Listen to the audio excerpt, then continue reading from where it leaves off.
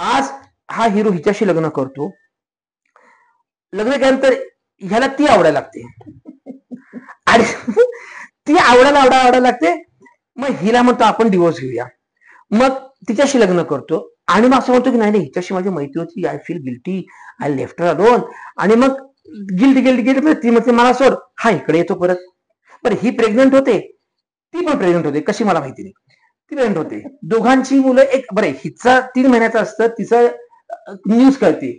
बरं हे 3 महिन्याचं आणि आज न्यूज कळली, याच्यामध्ये दोघे एकत्र डिलिव्हर होतात, एकीचं मूल मरतं, दुसरीला दिलं जातं. बरं ते मूल पाण्यात पडतं, मरतं. 5 दिवसामध्ये ही पहिली परत प्रेग्नंट होते. कशी होते यार? आम्ही रिॲक्ट काय करायचं घरवाले म्हणून, म्हणजे मुहूर्त असा लावा ना, ह्याच्यामुळे असा ना पोरगं मेलंय, सगळं झालंय, हिला माहिती की माझं पोर मेलंय, आणि ह्याच्यामध्ये त्यांनी करून ती लगेच एका झालं आणि तिचा ऍक्सिडेंट झाला आणि डॉक्टर म्हणतात आपके बच्चे को कुछ नहीं हुआ. ढॅन ढॅन ढॅन ढॅन ढॅन ढॅन ढॅन. नॉनसेन्स. किती इलॉजिकल. मग तुम्ही माकड समजताय का ऍक्टर्सना? खरंच मला सांगतो, दशरथा घे पायस, ते पायस हातात येईपर्यंत 4 पोरं जन्माला आले समजून. सूर्य उगवला पण नाही आणि कर्ण जन्माला आला. काय करायचं मला सांग? ही क्रिएटिव्हिटी. आणि तुम्हाला असं वाटतं की हेच टेलिव्हिजन आहे? टेलिव्हिजन ऍक्टर्सना मारते. सांगतो आय एम सॉरी. मी 9 वाजता बोलवायचं, संध्याकाळी 4 वाजता लावायचं. शेड्यूल ऍक्टर बरोबर शेअर करायचं नाही. का? तर ऍक्टरना कळेल ना पहिले 4 सिने तो नाहीये, मग तो उशिरा येईल. मग आमचं शेड्यूल मध्ये गडबड होते, कारण आमच्यावर विश्वास नाही. तर मग आमचा 5वा सीन आम्ही पहिल्यांदा घेतला तर काय करायचं? ते स्क्रिप्ट जे बनवतात त्याला आपण क्रिएटिव्ह म्हणतो. ते स्क्रिप्ट इतकं भयंकर असतं की तुम्ही कॅरेक्टर सापडतच नाही तुम्हाला. ते ऍक्टर्सना समजतच नाही ते ऍक्टर्स महत्वाचे आहेत म्हणून. त्यांच्यासाठी फक्त लीड हेच महत्वाचे असतात. सिनियर ऍक्ट्रेस हवी होती जी मराठी आहे किंवा हिंदी सिरियल होती. मी म्हटलं रोहिणी जी कोल्हू, तुला कोण रोहिणी? म्हणजे रोहिणी अत्तंगडीची. तर ती क्रिएटिव्ह डिरेक्टर म्हणाली कोण आहे वो? मग यांच्या आयडिया काय व्हॅल्यूचे असेल मला सांग. आजकाल दिग्दर्शकावरती विश्वास नसतो. जो मी 2.5 वर्ष रोल केला त्या रोज मला बोलवलं आणि चॅनलने मला रिजेक्ट केलं. फक्त हिरो हिरोईन वरती सिनेमा किंवा सिरियल तर नाहीच होत. तुमच्या अंगावरती अख्खा पूल पडतो, दुसऱ्या दिवशी तुम्ही कपाला पट्टी बांधून फक्त येताना दंडाला बांधून येता. परवा एक ते कुठला तरी फोटो बघितला आपल्या का कुठल्या मराठी सिरियलचा, ब्लाऊज वरती बँडेड केलं. तुम्ही तुमचा इपिक कसं कास्ट करणार? तुम्हाला चॅनल अप्रूव्ह करतं म्हणजे काय करतं? त्याच्या अप्रुव्हलच्या व्याख्या काय आहेत? त्याची परिमाणं काय आहेत? तुम्ही एखादा माणूस अप्रूव्ह करता म्हणजे कशावर? माझे फॉलोअर्स बघून? आणि तुम्ही कसे वागता लोकांशी, काय करता? रिस्पेक्ट नाही. पॅकअप ही पद्धत आहे का? एका चॅनलला एक झालं की त्या चॅनलच्या सगळ्या सिरियलमध्ये तेच होतं. बरोबर. अगं फुलं पण तीच असतात ग, मांडणी पण तीच असते, विषय पण तेच असतात. क्रिएटिव्हिटी कुठे गेली तुमची मला सांग. शुक्रवार संध्याकाळपासून सोमवार सकाळपर्यंत आम्ही काम करत नाही, because we have a weekend. मग स्क्रिप्ट पर्यंत करायचं काय? 6 महिने आधी तुमची तयारी होते. 6 महिने आधी तयारी झाल्यानंतर तुम्हाला स्क्रीन प्ले येत का नाही? तुम्ही कॉपीज करता ना. तुम्ही कॉपी करा, तुम्हाला कॉपी जमत नाही. ती आमची क्रिएटिव्ह वाली म्हणे आपको पता है ये आपका लास्ट सीन है, आप इसके बाद मरने वाली हो. ही पद्धत आहे सांगण्याची तुम्हाला. आणि नंतर मी त्याला असं म्हटलं की क्यों मार रही हो उसे यार? एक तो एक्ट्रेस अच्छी है, अच्छा रोल है, आपको भी मार दो, आपको भी मार देती हो फिर. तिच्या वयापेक्षा जास्ती माझा अनुभव आहे. ही क्रिएटिव्हिटी तुमच्या, तुम्ही क्रिएटिव्ह हेड आहे का? मी हळदी कुंकू लावत नाही बायका यार, लग्नावर टिळे पण लावत नाही. वो क्रिएटिव्ह ने मना किया है. क्रिएटिव्हला नाही माहिती यार मराठी संस्कृती काय. क्रिएटिव्हला नाही माहिती. एका याच्यामध्ये सत्यनारायणाची पूजा होती, फोटो सुद्धा सत्यनारायणाचा. करा ना, तुम्हाला थोडा रिसर्च करायचा आहे ना. नाही वो क्रिएटिव्ह नाही बोल रहा है, चॅनल से अप्रूव्ह आहे. हे चॅनल से अप्रूव्ह म्हणजे मला हा प्रश्न अजूनही कळत नाहीये की पॅन इंडियाच्या नावाखाली तुम्ही अंबाबाई डायलॉग मध्ये बोललं की अंबाबाई होते. आता माझी स्टोरी होती, कोल्हापूरची स्टोरी होती माझी. तुम्ही एक खानदानी मराठा कुटुंब आहात, तुमच्यामध्ये करवा चौथ कसा येतो? तुमच्यामध्ये बांग भरणं काय येतं? इन्फ्लुएन्सर्स नावाचा शब्द आहे ना, मला त्याचा हसायला येतं. इन्फ्लुएन्सर म्हणजे जो इन्फ्लुएन्स करतो. तुम्ही काहीतरी आजकाल विकत नाचा आणि काय करा आणि असं करत नाचा, आणि ते इन्फ्लुएन्सर कसे होता तुम्ही? आणि तुम्हाला कलाकार मान्यता कशी मिळते? म्हणजे आशुतोष राणा, यशपाल शर्मा, मुकेश तिवारी ही तुमची बॅच आहे का? हो. मला आमच्याकडे शाहरुख खान मला ऍक्टर म्हणून नाही आवडत फार, कारण गप्पा मस्ती आणि पॉडकास्ट विथ भार्गवी चिरमुलेच्या आजच्या भागामध्ये माझा असा एक मित्र इथे आलाय की ज्याने खरं तर खूप काम केलंय, खूप वर्ष काम केलंय, पण ज्याला स्वतःच्या कामाविषयी फार बोलायला आवडत नाही. त्याचं असं मत आहे की त्याचं कामच जास्त बोलतं, पण त्याला बोलायचं मात्र खूप असतं. आज जाणून घेऊया अशाच सगळ्या गोष्टी माझा खूप जुना मित्र आणि एक उत्तम अभिनेता अभय कुलकर्णी याच्याकडे. थँक्यू. नमस्कार. नमस्कार. की मैं आजाद हूँ या वेळेला तू मग बच्चन साहेबांबरोबर पहिल्यांदा काम केलं. कसं वाटलं होतं, आठवतंय मी तुला सांगतो, मला त्यांची एक आठवण त्याच्या आधी 10 वर्ष आधीची सांगतोय मी. मी शिकायला अलिबागला होतो, म्हणजे माझे बाबा अलिबाग प्रोफेसर होते. तर मी 70 ते 83 10वी पर्यंत शिक्षण अलिबागमध्ये झालं. अलिबाग त्यावेळेला खूप निसर्गरम्य होतं, त्यावेळेला होतं आणि आय मीन इट. तर तिथे ना अनेक सिनेमाची शूटिंग व्हायची. तर माझ्या आठवते त्याप्रमाणे 75-76 साली राम बलराम सिनेमाचं शूटिंग तिथं होतं. धर्मेंद्र, अमिताभ बच्चन बरोबर. आणि आमची झुंबर सगळी होती की अमिताभ बच्चन आणि अलिबागच्या किल्ल्यामध्ये. बरं, तो किल्ला असा तुम्ही चालत जाऊ शकता, भरती ओटीच्या वेळात चालू शकता. आम्ही सगळे गेलो तिकडे. तर बच्चन साहेब दिसतात काम करताना. धर्मेंद्र असे बसले होते, अशीच खुर्ची होती. मग त्यांना असं पाठीवटी करून प्लीज सही द्या ना. आमचं हिंदी आगात ना, सही देव सही देव वगैरे. त्यांना माझ्या अक्षर कागद कळलं तर ओके ओके ओके. सो त्यावेळेला मी बच्चन साहेबांना तिथं बघितलं होतं. आणि शोले आमच्या वेळेचे हिरो खरं तर. मी त्यावेळेला आमची यंग एज मध्ये अगदीच 7वी होतो, मी 7-8 वर्षाचा होतो. त्यावेळेला काय झालं, त्यावेळेला मी दुसऱ्या एका सिनेमामध्ये शूटिंग पाहिलं होतं, आक्रोश, ज्याच्यामुळे खूप इम्पॅक्ट पडला. तर बच्चन साहेबांना त्यावेळेला मला एवढं नव्हतं, पण कारण आम्ही 10-11 वाजता गेलो होतो, 2-4 तासांनी आम्ही परत आलो होतो. कट टू मी ही माझं तू जे बघितलं ना, त्याच्यात मी बऱ्यापैकी आठवडाभर मी त्यांच्या बरोबर काम केलं म्हणण्यापेक्षा सहवास, मगाशी म्हटल्याप्रमाणे सहवास होता. पण मी ना ऑब्झर्व करत होतो, कारण तोपर्यंत मला बऱ्यापैकी जाण, 17-18 वर्षाचा होतो मी. मॅच वेळेला 9ची जर कॉल टाइम असेल तर 8:45 वाजता मेकअप, बट तुम्हाला मी त्याच्यामध्ये असं मोठा डगला घातलेला, हा खूप काही तयार सेटवरती. आणि फिल्म सिटीमध्ये कुठे शूटिंग करत होतो. आता मी रोज फिल्म सिटीमध्ये शूटिंग करतो, पण मला ती जागा आता माहिती नाहीये. पण 9च्या ठोक्याला 8:45 वाजता हे गृहस्थ तयार होऊन व्हायचे. बरं, उन्हाळा होता त्यामुळे गरमी असायची, पण तो ओव्हरकोट, त्याच्या आतमध्ये कोट आणि त्याला मफलर, कारण आम्ही सगळे थंडी मध्ये दाखवतो. आम्ही पण त्याच्यामध्ये स्वेटर बिटर घालून बसलेलो होतो. आणि ते सेटवर यायच्या आधी चटरपटर चटरपटर चटरपटर जायचं.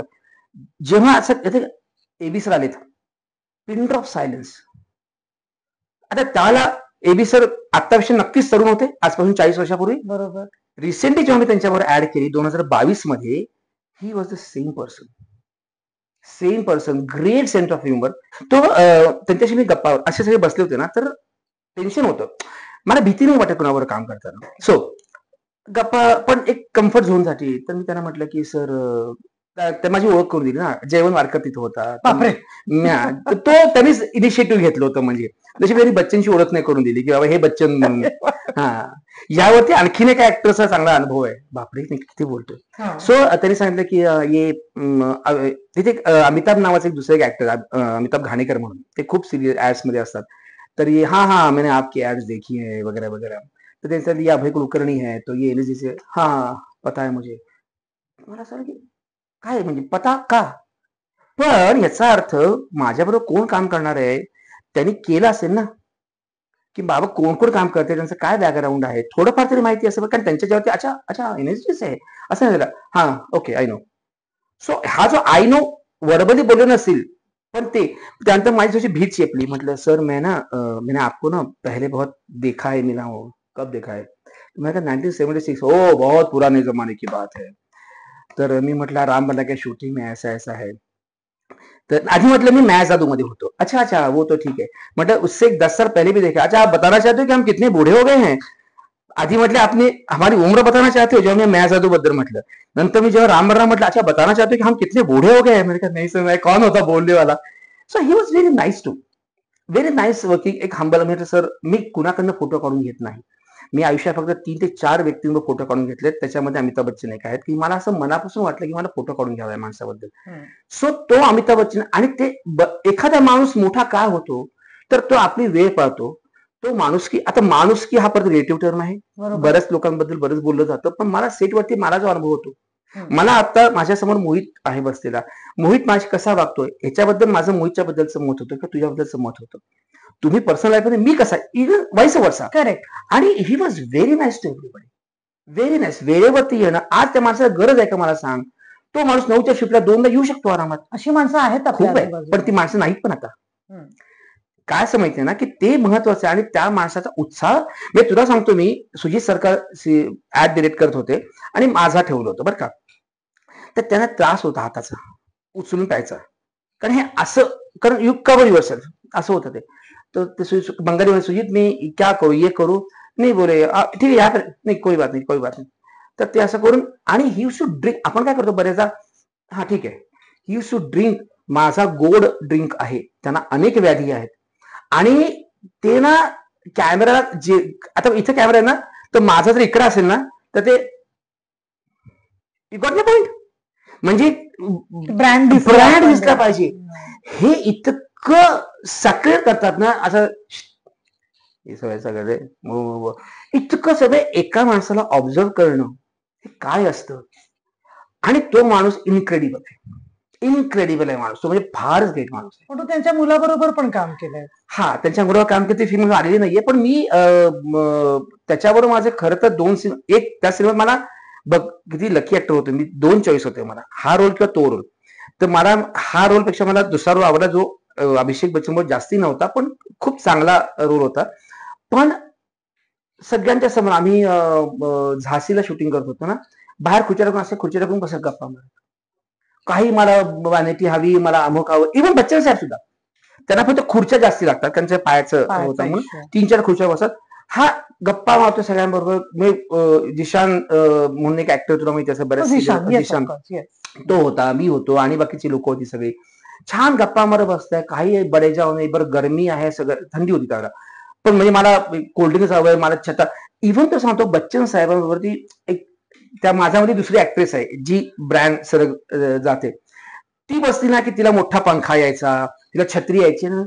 अच्छा मजा आहे तुम्हाला, पंखा, छाता, मेकअप. आणि यांचे दीपक सावंत बिचारे, दीपक म्हणजे मला सांग, आज आपण बघतो की 1-2 सिरियल करत नाहीत लोक, आणि त्यांचा स्टाफ, आजकाल स्टाफ किती मोठा असतो, म्हणजे 10-10 लोकांचा स्टाफ असतो तुमचा. म्हणजे तुमच्या डाव्या बाजूचा भाग पडायला एक माणूस असतो आणि उजव्याचा भाग पडायला एक माणूस असतो. अतिशयोक्ती करतोय पण हे होईल.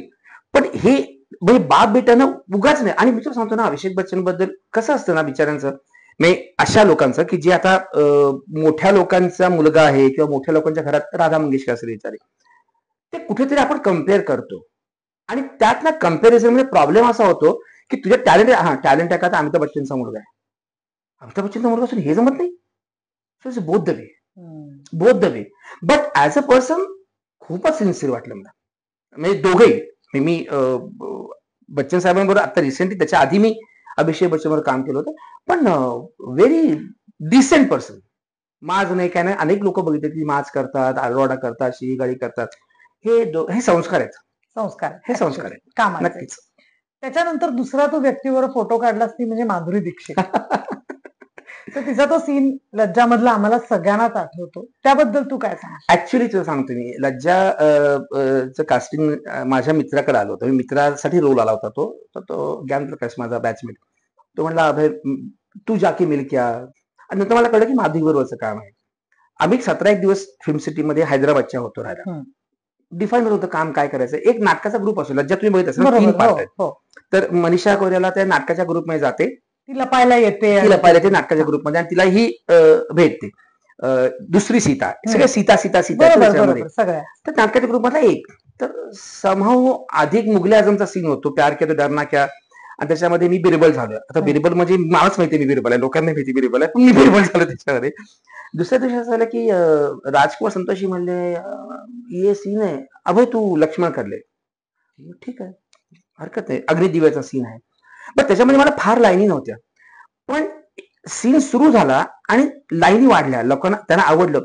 माधुरी दीक्षित ही अगेन मी मगाशी बच्चन साहेबांबद्दल म्हटल्याप्रमाणे फार चांगली बाई आहे. मी दडपण असतंच ना की ठीक आहे तुम्ही एनएसडी सगळ्या, माझ्याशी मराठीमध्ये बोलत होतो त्यावेळी एनएसडीचं आहे वगैरे वगैरे. मी त्याला असं म्हणतो की तुम्हाला असं वाटत नाही का की मराठी, कारण दोघीच्या वेळेला ना आम्ही त्यांना कास्ट करायला चाललो होतो. ओ. तर मी त्यांना असं म्हटलं की सिनेमा होता 94 सालचा दोघींना. हा ते पुण्याचे कोणीतरी होते ना म्हटलं हा त्यासाठी. आणि दोघीमध्ये मी हिरो होतो ना मी हा. झालं असतं म्हणजे थोडंसं. सो पण सीन चाललेला होता आमचा. आणि एक सीतेचं वाक्य आठवत असेल की त्याच्यामध्ये आप तो मैं तो अकेली थी आप तो वहां थे आपके साथ वानरा भालू की सेना थी मैं तो अकेली थी अशोक वाटी में. कट झालं. ओके. तर मैं तो अकेली थी अशोक वाटी में. तर मी हसलो. काय काय झालं म्हटलं अशोक वाटी नाही वाटी म्हणजे कटोरी वाटिका म्हणजे गार्डन गार्डन. वाटिका. त्यानंतर क्या हुआ आपके सदाचार का इसका असं काहीतरी होतं. सदाचार म्हणजे काय रे सदाचार म्हणजे अमुक अमुक. तर खूप गरम होतं ना तर इथे ना चिता केलेली होती. तर खाली पंखे लावते जिलेटिनचे लाल पिवळे पेपर असे बरोबर, ते येतात नाटकाचा हा सीन आहे तो. त्यात लाईट होतं. तर मग खूप गरम होतं मी असं उभा राहिलो होतो. तर म्हणजे पार पुढे जाऊ नकोस म्हटलं का धोत्रात हवा उडली तर उडून जाशील म्हणजे तू जाशील उडून. त्याच्यामध्ये ती बरंच बोलते ना ते रामाबद्दल खूप बोलते ना. म्हटलं काय नाही सीता रामाबद्दल बोलते म्हटलं किती रामरा श्रीरामाला असं म्हणते तसं म्हणते. म्हटलं म्हणजे बघा ना श्रीराम कसा वागला तिच्याशी. नेरे पण श्रीरामच आहेत ना. ते वेगळे ते घरचे सिनेमातले. नाही तेवढे एक 12 तास. मग त्यानंतर मी परत कधी भेटलो नाही काही नाही. मग मी त्यांना दुसऱ्या दिवशी असं म्हणते की माझा रूममेट होता मी त्याला राहायचो मुंबईत तुम्हाला की काय पुरावा तू माधुरीवर काम करतोस फोटो काढून आणायचा. मी फोटो काढायला गेलो. तर मग ते फोटो जो आहे तो तिथे आहे तो मेकअप नाही काही नाही. एक किस्सा सांगतो शूटिंगच्या मध्ये असा एक सीन आहे त्याच्यामध्ये ग्रीन रूमचा सीन आहे ज्यात माधुरीचा आणि मनीषाचा होतो ना सीन दारू बिरी पिते ती त्याला. तर त्याच्यामध्ये बॅकग्राऊंड आणि असतो ना ते आपण टचअप करतो काहीतरी करतो काहीतरी. तिथं ना एक ज्युनियर मुलगी पडली. तर अशा समोर म्हणजे हा कॅमेरा आहे फोरग्राऊंडला त्या दोघी होत्या आम्ही बॅकग्राऊंडला होतो तर इथं मुलगी पडली. तर मनीषाने असं बोलून बघितलं फक्त माधुरी आली तिला उचललं काही लागलं का काही नाही. हा जो बारीकसा असतो ना प्रकार दॅट मॅटर्स अ लॉट. तुमचा कन्सर्न फक्त असं नाहीये जाऊन करणं हा ही म्हणून माणसं मोठी होतात ग. माणसं मोठी का होतात सांग. माणुसकी असल्यामुळे माणसं मोठी होतात. पैशानी तुमच्या रुबाबानी रुतब्यानी किंवा अधिकाराने नाही होत. रिस्पेक्ट द्या रिस्पेक्ट मिळतो. हे जर ठेवलं तर. आणि अशी अनेक जुनी माणसं म्हणून मला ना जुन्या माणसाबरोबर काम करता माधुरी जुनी नाही म्हणता यायची मला पण गिरीश कर्नाड असतील एम एस सत्यू असतील प्रेमा करंद असतील हे सगळ्याचे श्याम बेरेकर फॉर दॅट मॅटर हे सगळ्यांनी दुनिया बघितलेली आहे. ह्या सगळ्यांनी केलेली कामं दुनियेने बघितलेली आहेत. तर त्यामुळे यांचा जो अनुभव नाही ऍक्टर म्हणून एक माणूस म्हणून फार तुमच्यात फरक पडतो. श्यामजींबरोबर तू मी संविधान आणि जुबेदा नाही संविधान ओके ते सुद्धा 2013ला. पण श्याम बेनेकर या माणसावर काम करायची इच्छा माझी पूर्ण झाली. गिरीश कर्नाड सो स्वीट त्यांनी स्वतःहून मला फोन केला होता आणि माझ्या त्याला फोनही नव्हता. मी माझा दादा किंग सर्कलला राहतो त्याच्याकडे लँडलाईन होती आणि मी वंदराईत राहत होतो त्याला 96 सालची गोष्ट आहे. आणि मी असं दादाकडे जायचो जनरली भूक लागली कारण खायला काही नसायचं भूक लागली दादाकडे जायचं जेवायचं संध्याकाळी परत यायचं. तर फोन वाजला तर मी उचलला तर हॅलो म्हटलं हा हॅलो. तर हा मी गिरीश बोलतोय अभय कुलकर्णी आहे का. तर म्हटलं कोण गिरीश ऑब्विसली ना. तर म्हटलं मी गिरीश कर्नाड बोलतोय माझा फोन पडला हातात ना. मी नंबर दिलेले होते मी अपर्णा सेन पासून बुद्धदास गुप्तांपासून खालती कर्नाटकामध्ये केरळमध्ये जी व्ही अय्यर त्याच्यानंतर शहाजीन करून कासारवल्ली सगळ्या जगाला मी माझे कारण मला त्यांच्यावरच काम करायचं होतं. मला आर्ट सिनेमा पॅरलर सिनेमाच करायचा होता अर्थपूर्ण सिनेमाच करायचा होता. आणि सुदैवाने सुमित्राताई माझ्या आयुष्यात त्याला आलेल्या होत्या. गिरीश कर्नाड बोलतोय म्हटलं हा बोला बरं मी अभय बोलतोय काय करतोयस. तर ऍक्च्युली माझी शाद अलीला मग भेटायला जायचं होतं साथिया तो सुरू करणार होता. 2 दिवस शाद अलीला भेटायचं म्हटलं काही नाही करते सप्टेंबरचा दिवस मला 5 सप्टेंबर संध्याकाळची फ्लाईट घ्यायची बेंगलोरला ये उद्यापासून आपण शूट करतो. मला काय ब्लँक संध्याकाळची फ्लाईट कधी बसलो नाही संध्याकाळची फ्लाईट घे म्हणजे असं नाही ना बसलो आणि 344 नंबरची बस घ्या स्टेशनला. सो ओके हा ठीक आहे तुला माझी गाडी घ्यायला येईल एअरपोर्टवरती किंवा नाही तर तू टॅक्सी कर ह्या पत्त्यावर त्याला मोबाईल नाही तू कर पैसे तुला दिले जातील तू ह्या हॉटेलमध्ये थांबायचं वगैरे वगैरे सगळं. फोन ठेवला मला काही सुचत नव्हतं. माझी पुतणी त्याला खूप छोटी होती. म्हटलं सई काय रे काका म्हटलं जरा चल ना माझ्यावर कपडे आणायचे कपडे जर नव्हते माझ्याकडे असे कपडे. मग आम्ही दादरला गेलो एक जीन्स काहीतरी तो डेनिम शर्ट वगैरे असं विकत घेतला. मी वहिनीला विचारलं तिकीट कसं काढायचं म्हणजे गंगर तिथे काहीतरी दादर सर्कलमध्ये कुठलं तरी आहे तिथे तिकीट काढलं. बरं ठीक आहे, 5ची फ्लाईट. काय काय एअरपोर्टला आत शिरल्यानंतर काय एसटी नाही ना कुठला प्लॅटफॉर्म. ते सगळं केलं, गेलो, बसलो. ते एक फुल मिळालं होतं मला, ते अजूनही ठेवलं कुठेतरी ते साठवून.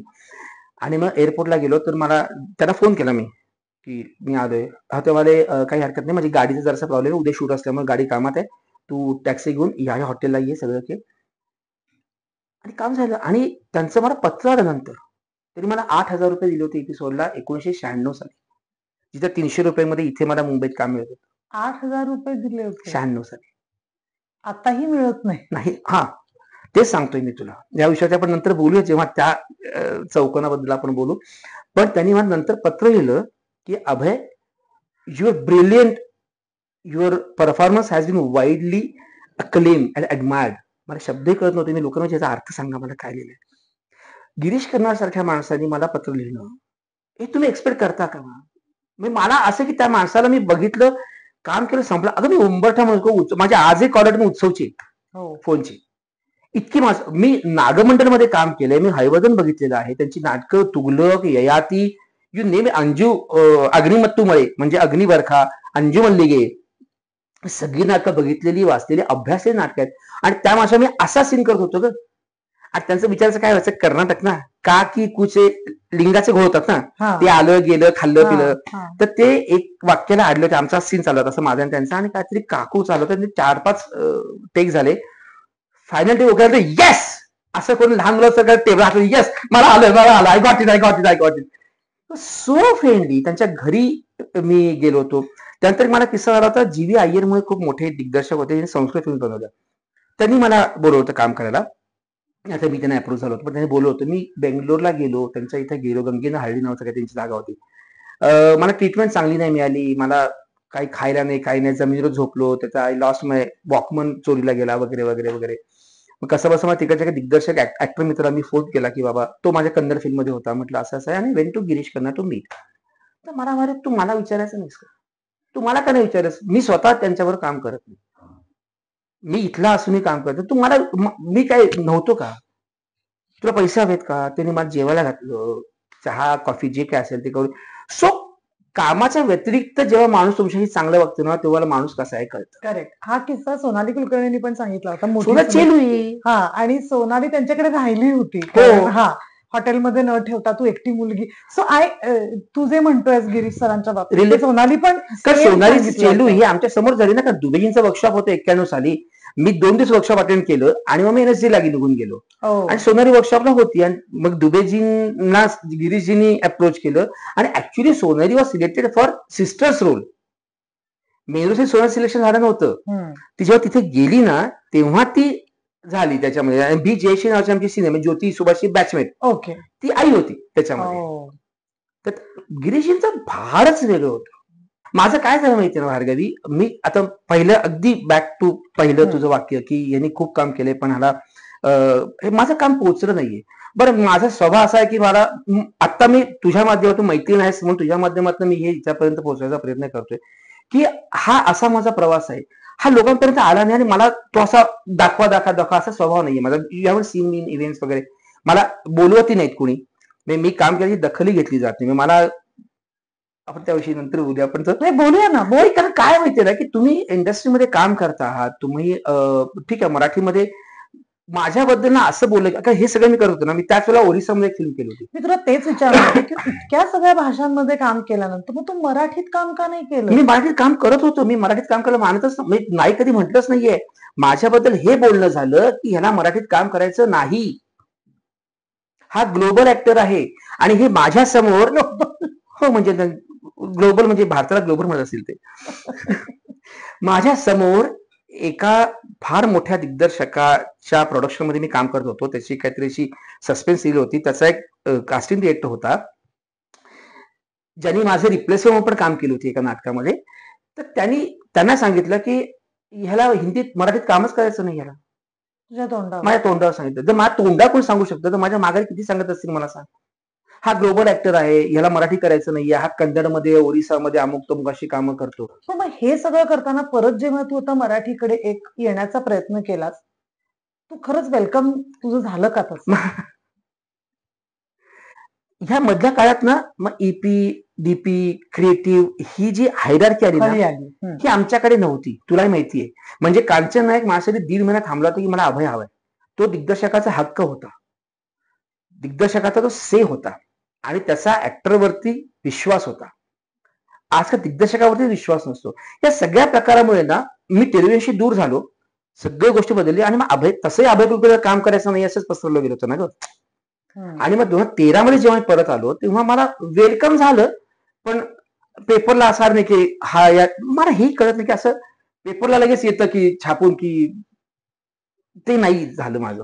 आणि दुसरं तुला सांगू, खऱ्या अर्थाने माझं मराठीमध्ये वेलकम फार झालं नाही असं मला वाटतं. कारण मला गेल्या 5-6 वर्षामध्ये त्याच्या आधी मला कधी मराठी सिरियलमधून फोन नाही आले किंवा मेसेजेस नाही आले की तू ये. मी असं म्हणतो की एक सिरियल नंतर लगेच दुसरी सिरियल त्यांना मिळते आणि चॅनल सजेस्ट करतं. मला आतापर्यंत कधी झालेलं नाहीये. माझ्या एनएसडी असल्याचा मला जरासा प्रॉब्लेम आहे. कारण लोकांना माहिती नाही. म्हणजे मला अनेक माझे सिनियर्स ज्युनियर्स आपल्या फील्डमध्ये काम करतात, पण मला फार चांगला अनुभव नाही आला. इनफॅक्ट मला खूप वाईट म्हणजे मला निगेटिव्ह असं खूप आला. म्हणजे काही एक नाट्य निर्माते म्हणाले की मी एनएसडी वाल्यांना काम देत नाही. कोणाला एनएसडी वाल्यांना? आमच्या कॉलेजला त्यांचं नाटक चाललं होतं. त्यात 2 एनएसडी माझे ज्युनियर्स काम करत होते. पण नाही, मला एनएसडी वाले लोक नाही आवडत. दुसरं नाट्य निर्माता मला तर काय एनएसडी काय, तू कुणाकडे काम करतोस मला माहिती आहे. तो तुला किती देतो पैसे. त्यावेळेला ज्यांच्याकडे काम करत होतो त्यांना हे तुच्छ मानत होते. म्हणून एक नाट्य निर्माते जे खूप मोठे नाट्य निर्माते आणखीन आपल्या अध्यक्ष पण होते, ते म्हणाले हे बघ तू एनएसडी मला काही घेणं नाहीये. मी 300 रुपये देईन आणि मी महिला कलाकारांना 500 रुपये देतो. मी म्हटलं का नाही, माझ्याकडे असं आहे, तू एनएसडी अस किंवा न अस 300 रुपये होतं. मी म्हटलं ठीक आहे, म्हणजे तुम्ही डॉक्टरकडे जाता तुम्ही कंपाऊंडरकडनं इलाज करून घेता का? आता मला कंपाऊंडरना नाही म्हणायचं नाहीये, पण एक डिग्री आहे माझ्याकडे, अनुभव मान्य करतो ना मी. अनेक लोकांचं आता बघाशी जी नावं घेतली, अमिताभ बच्चन असतील, माधुरी दीक्षित असेल किंवा ही लोक असतील, डिग्री नाही त्यांच्याकडे, पण ते स्वतः युनिव्हर्सिटी झाल्यात. यु नो, तुम्ही म्हणजे तुम्हाला काहीच व्हॅल्यू नाहीये. आणि मला इनफॅक्ट मी ज्यांच्यामध्ये काम करायचो ना पुण्यामध्ये सुद्धा, स्कूलला गेल्यानंतर मला कुणीही नंतर कामासाठी बोलवणं म्हणा किंवा आपण आता घेतो ना की स्कूलमध्ये आलाय, सर तुझा अनुभव शेअर कर, तू आमच्या वर्कशॉपमध्ये 2दा येऊन जा, किंवा चला आता अभय आमचा आलाय, आमचा अभय एनएसडी शिकून आलाय. आता कधीच नाही. म्हणजे पुण्यातील 4 जी लोक ज्यांच्यामध्ये कवितांचा कार्यक्रम करायचो तो ग्रुप, नाटकाचा ग्रुप, त्याच्यानंतर माझ्या बालचित्रवाणीचा ग्रुप आणि म्हणजे शाळेतल्या लोकांनी कधी मला काही, आपण बघतो ना शाळेमध्ये लगेच सत्कार होतात, सगळे होतात. प्रसिद्धी पराभिमुख असणं एक आहे, पण जर माझं कौतुक झालं तर मला नको अशातलाही भाग नाही ना. कौतुक व्हायला पाहिजे, मी अप्रिसिएशन थोडं असायला. मी सेटल असलेला माणूस सगळं सोडून मी दिल्लीला गेलो, सो मी सगळं झिरोतनं सुरू केलं. बरं, मी इथे इंडस्ट्रीमध्ये येऊन सुद्धा असं म्हणत नाही की मी एनएसडीचा आणि मला अमुक आहे. मी शांत काम करतो. लोकांना फार उशिरा कळतं, किंवा लोक जेव्हा गुगल किंवा हा तुझा फोटो येतो ना, त्यामुळे निम्म्या लोकांना कळतं की अरे हा फोटो तू आहेस का? म्हणजे आशुतोष राणा, यशपाल शर्मा, मुकेश तिवारी ही तुमची बॅच आहे का? हो. कधी बोललायस, पण बोलायचं काय, काम बोलायला हवं ना ग. मी जर, आणि जे झालं ते झालं तर भूतकाळ झाला ना. मी वर्तमानात काय करतो आहे त्यावर माझं भविष्य ठरतं. मी भूतकाळात काय करतो तर भविष्य ठरलं असतं तर मी म्हणजे खूपच झालं असतं ना. पण कधी कधी असं भूतकाळ, म्हणजे मला असं वाटतं की चॅनलमध्ये बसलेली लोक ही मला ओळखतात, ते माझ्या बरोबरच होते कुठल्या नाट्यसंस्थेमध्ये, पुण्यामध्ये, मुंबईमध्ये. काही लोकांना मी बक्षिसं दिलेली, मी त्याचा परीक्षक होतो. तर तुम्ही एवढं लक्षात राहू शकत नाही. मला कारण नाही कळलं आतापर्यंत, पण ठीक आहे. मला असं म्हणायचं की मला एवढं काम करून मला जेव्हा पुण्यातल्या त्या फिल्मच्या ग्रुपनं काढून टाकलं, का काढलं त्या लोकांनी मला अजूनही कारण कळलेलं नाही. मला जे कारण सांगितलं गेलं, ओघा वगैरे किंवा मोघम काय झालं की तुम्ही त्या ग्रुपमध्ये काम करता, सुरुवातीला तुम्ही सगळ्या फिल्म्समध्ये मेन रोल करता. मग जेव्हा तुम्ही तुमच्याकडे थोडस बक्षीस असं येतात, तेव्हा तुम्ही मला सांगता की तुम्ही या सिनेमात हा रोल करायचा आहे, पण असं नाही कळतं की हा रोल तू नाहीये, हा करतो आहे. I agree. मग त्याच सिनेमातला जिथे मी मेन करणार असो त्याच सिनेमातला 3रा रोल हा तुला द्यायचा आहे. मग त्याला मला चॉईस आहे की नाही? जर तुम्हाला चॉईस आहे की नाही आता या सिनेमात आपल्याकडे काम नाहीये, आपण नेक्स्ट काम करू, तसं ऍक्टिव्ह होऊ शकतो ना. जर फॅमिली म्हटलं तर नाही भार्गवी आता मला नको, आपण नंतर कोणतं काम एकत्र. भार्गवीने ऐकलं पाहिजे ना. मग भार्गवी राग येतो, मला नाही कसं म्हणाला. देन असं मी म्हटलं होतं की तुम्ही, अगं त्यावेळेला काय झालं, मी त्या ग्रुपवर काम करतो म्हणून मला मुंबईमध्ये खूप त्रास दिला गेला. तू त्या ग्रुपचा आहेस. मी नेपोटिझमच्या अगेन्स्ट अशातला भाग नाहीये. त्याचे आपली आपली कारण आहेत. पण मी एका ग्रुपचा आहे. मी ग्रुपचा आहे, मी त्या ग्रुपमध्ये मी काम करतो. मी असं नाही की मी माझं आयुष्य वाहिलेलं आहे. वाहिलेलंच होतं थोड्या काय प्रमाणात, मी खोटं नाही म्हणत आहे. माझं मॉरली फार मी खूप त्या बाबतीमध्ये ना नॉन प्रॅक्टिकल म्हणा किंवा इमोशनल फूल आहे. पण त्याच वेळेला मी गिरीश कर्नाड ही सगळी नावं होती, त्याच काळामध्ये सगळं करत होतो मी. आणि त्यांनी मला पहिल्यांदा चान्स दिला, त्यांच्यावर माझं ऋण आहे त्यांच्यावरती. आता मी मान्य करतो मी. पण त्यांना मी असं म्हणत होतो की अहो, बाहेर मला आता त्याच वेळेला बंजरो की गिरी नॅशनल अवॉर्ड नॉमिनेशन झालं माझं, गिरीश कर्नाड झाले, हे मालगुडी डेज झाले सगळं ते. मी म्हटलं बाहेर असं होतं की अरे तू ग्रुपचा म्हणतोस आणि तू तर नगण्य किंवा सेकंडरी आणि टर्शरी काइंड ऑफ भूमिका, सेकंडरी प्लस बी प्लस भूमिका करतोस. मी असं बोललं नाही कोणी, पण आणि आपल्याला जाणवतं ना. मग मी असं म्हटलं की मला असं वाटत असेल की जर मला तुम्ही प्रमुख भूमिका द्यावी, बरं तुम्ही अशा लोकांना देता प्रमुख भूमिका ज्यांना पुढे करिअरच करायचं नाहीये. Most of the people. Correct. आता त्यात आले काही लोक, त्याला काही लोकांनी करिअरच केलं नाही. मग तुम्ही एका ऍक्टरला का थांबवता? तुम्ही बाहेरही काम करू देत नाही मला. आमच्याकडेच काम करायचं, बाहेरही काम करायचं नाही तुम्ही. असं नाही होत ना. नाही तू प्रोडक्शन कर. मी एनएससी मला प्रोडक्शन मध्ये अक्कल आहे, मला माहिती आहे. डिरेक्शन मधली मला अक्कल आहे, मला माहिती आहे. पण माझा एम तो नाही ना. आणि मी स्कूलमधनं आल्यानंतर मला असं वाटलं होतं की मला तुम्ही, आणि ते दिलं प्राधान्य सुरुवातीला, जेव्हा कसं आहे छोट्या फिल्म्स करायच्या आपल्याला, काय बजेट नाहीये, आणखीन असं आहे, खेड्यात जायचंय, अमुक यायचंय, कुठेही झोपायचं, कुठे जायचं. त्यानंतर तुम्ही मला कधी वापरलंच नाही. बरं, माझे तुम्ही कार्यक्रम बघितले नाहीत. माझी सिरियस अगदी कानाबोध आली, ठीक आहे, व्यावसायिक सिरियल होती, नाही म्हणत नाही मी. पण मला लोकप्रियता खूप होती त्यावेळेला. काय सिरियल करतोस तू? म्हटलं मला चांगलं काम द्या. मला यांच्याबरोबर मी काम करतो म्हणून अनेक लोकांनी मला काय त्यांच्या ग्रुपचा ना नाकारले, मला चेष्टा केलेली माझी. एनएसडी वरून सुद्धा यांच्यावर काम करतो म्हणून सुद्धा. आणि काढलं म्हणजे मी हे लज्जा करून गेलो होतो भेटायला, आणि मी फार उत्साह, मला असं आवडतं, म्हणजे मला आपला अनुभव शेअर करायला आवडतो. मला गेलो सांगितलं की म्हटलं आपला कसा ग्रुप आहे ना की आपण ऍक्टर्स रिपीट करतो, तसं राजकोट संतोषींचा ग्रुप आहे की ओमपुरी, अमरीश पुरी वगैरे, त्याचं ते बघितलं असेल, दामिनी विमिनी सगळ्यामध्ये ग्रुप. पण ते त्यांचं त्याला आपण ग्रुपीचं म्हणावं का? तर नाही. तर समोर असं उत्तर आलं की आपला नाही, आमचा ग्रुप. आमचा ग्रुप म्हणजे मला कारण माझं सांगू ना तुला, कुणी काही करू दे, आपले आई वडील असतात ना की ज्यांनी आपल्याला सोडणार आहेत. मला माहिती, मी काय केलं तरी, बाहेर कुठेही गेलं तरी मला ती भावना होती. ती जी सिक्युरिटी असते ना, ती भंग पावली माझी. हो, तू आमच्या ग्रुपचा नाहीस. आणि त्यानंतर ही 2000 सालची गोष्ट आहे, 2000 सप्टेंबर मधली गोष्ट ही. आणि त्याच्यानंतर 2025 आलं. मध्ये 1 किंवा 2 दिवस काम दिलं असेल, पण अदरवाईज नाही म्हणजे नाही. कारणही सांगितलं नाही. आणि तुला हिरोच व्हायचंय, कुणाला हिरो व्हायचं नाहीये. बरं, मला हिरो पडद्याच्या मागं पडायचं नाही. राम बलराम बघून मला हिरो अमिताभ बच्चन व्हायचं नव्हतं. मला आक्रोश बघून ओमपुरीचा हिरो व्हायचं. ज्या पद्धतीच्या फिल्म तुम्ही बनवता, आणि तुमच्यासाठी म्हणून मी किती लोकांना त्या ग्रुपमध्ये नेले. अनेक लोकांची पहिली मुंबईतली कामं ही त्यांच्याबरोबर झालेली आहेत, आणि माझ्या माध्यमातून आलेली. मी दिली असं म्हणत नाही. अनेक लोकांना, मी प्रत्येक लोकांना, इरावती हर्षेला विचारून बघ, ती माझं नाव विसरते बोलताना, एक कुठेतरी ऍक्टर होता, त्यांनी मला सांगितलं आणि म्हणून मी काम केलं असं म्हणते ती. पण त्याच ओके, शेक्सपियर म्हणतो नावात काय आहे.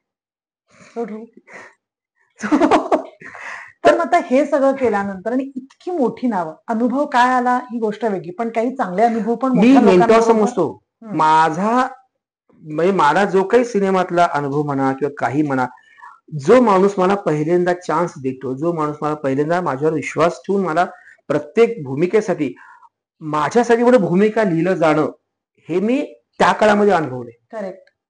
आता भूमिकेला चॉईस आहेत तुम्हाला, हा नाही तर हा नाही तर, पण हे तुझ्यासाठी लिहिलेलं आहे, हे तुझ्यासाठी लिहिलेलं आहे. हा अनुभव मला कधीच मिळाला होता. ते ऋण मी मान्यच करतो. मी परत सांगतो, मला काढलं याचा मी बसून विचार केला, रडलो, खूप रडलो. इथंच ह्याच घरामध्ये होतो मी.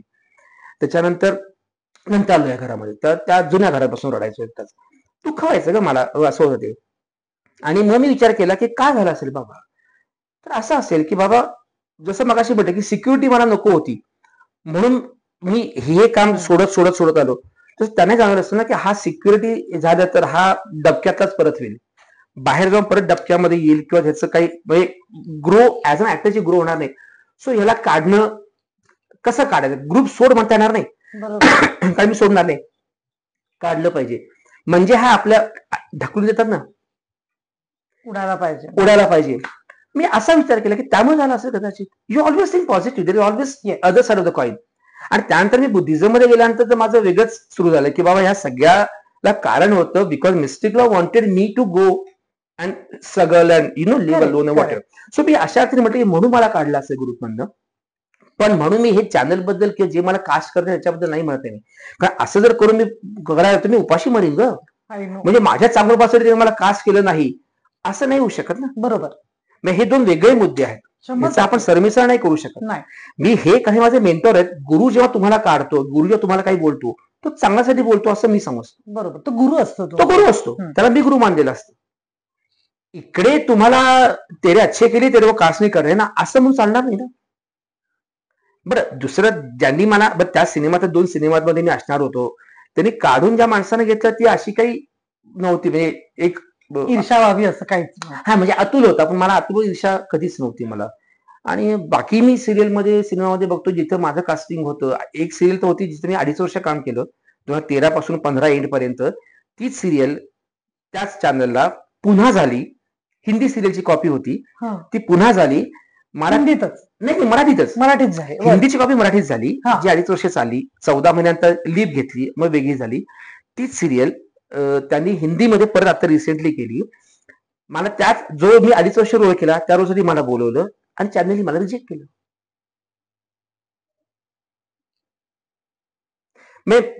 माझा अभिनय नसेल आवडला कदाचित, आरळडूर नाटकातला अभिनय असेल, राड उडवणारा आणखीन असा भयानक किंवा फार सबड्यूड असेल. मग मला आहट करताना मला बीपीसी मिळालं होते. मी एनएससीतून नवीन होतो, 96 सालची गोष्ट आहे, माझी पहिली सिरियल मुंबईतली.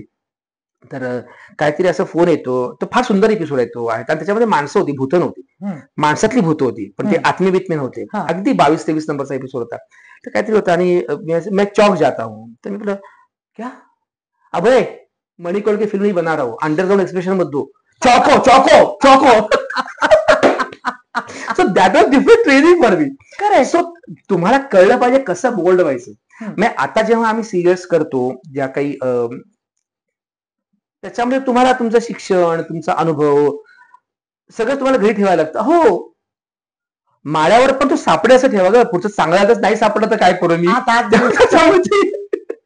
पण मग एवढ्या मोठ्या लोकांबरोबर काम केल्यानंतर आता नवीन अप्रोच पूर्णपणे चांगला वाईट ह्याच्यात पडूयाच नको. नवीन अप्रोच, मग तू जो म्हणालास ती जी फळी निर्माण झाली ईपी क्रिएटिव्ह आणि ह्या सगळ्यामध्ये यामध्ये काम करताना तू स्वतःला किती अकोमोडेट करून घेतो? मी अकोमोडेट करतो म्हणजे मी करून घेतो, मी होतो असं म्हणू शकत नाही मी. कारण तुला सांगतो मी की एक ऍक्टरचं काम काय असतं, स्क्रिप्ट आहे, ते कॅरेक्टर आहे, ते करणं. आमचा तेवढाच संबंध असतो की ऍक्टरला सादर काय तो परफॉर्मिंग आर्ट आहे. ते स्क्रिप्ट जे बनवतात त्याला आपण क्रिएटिव्ह म्हणतो, ते स्क्रिप्ट इतकं भयंकर असतं की तुम्ही कॅरेक्टर सापडतच नाही तुम्हाला.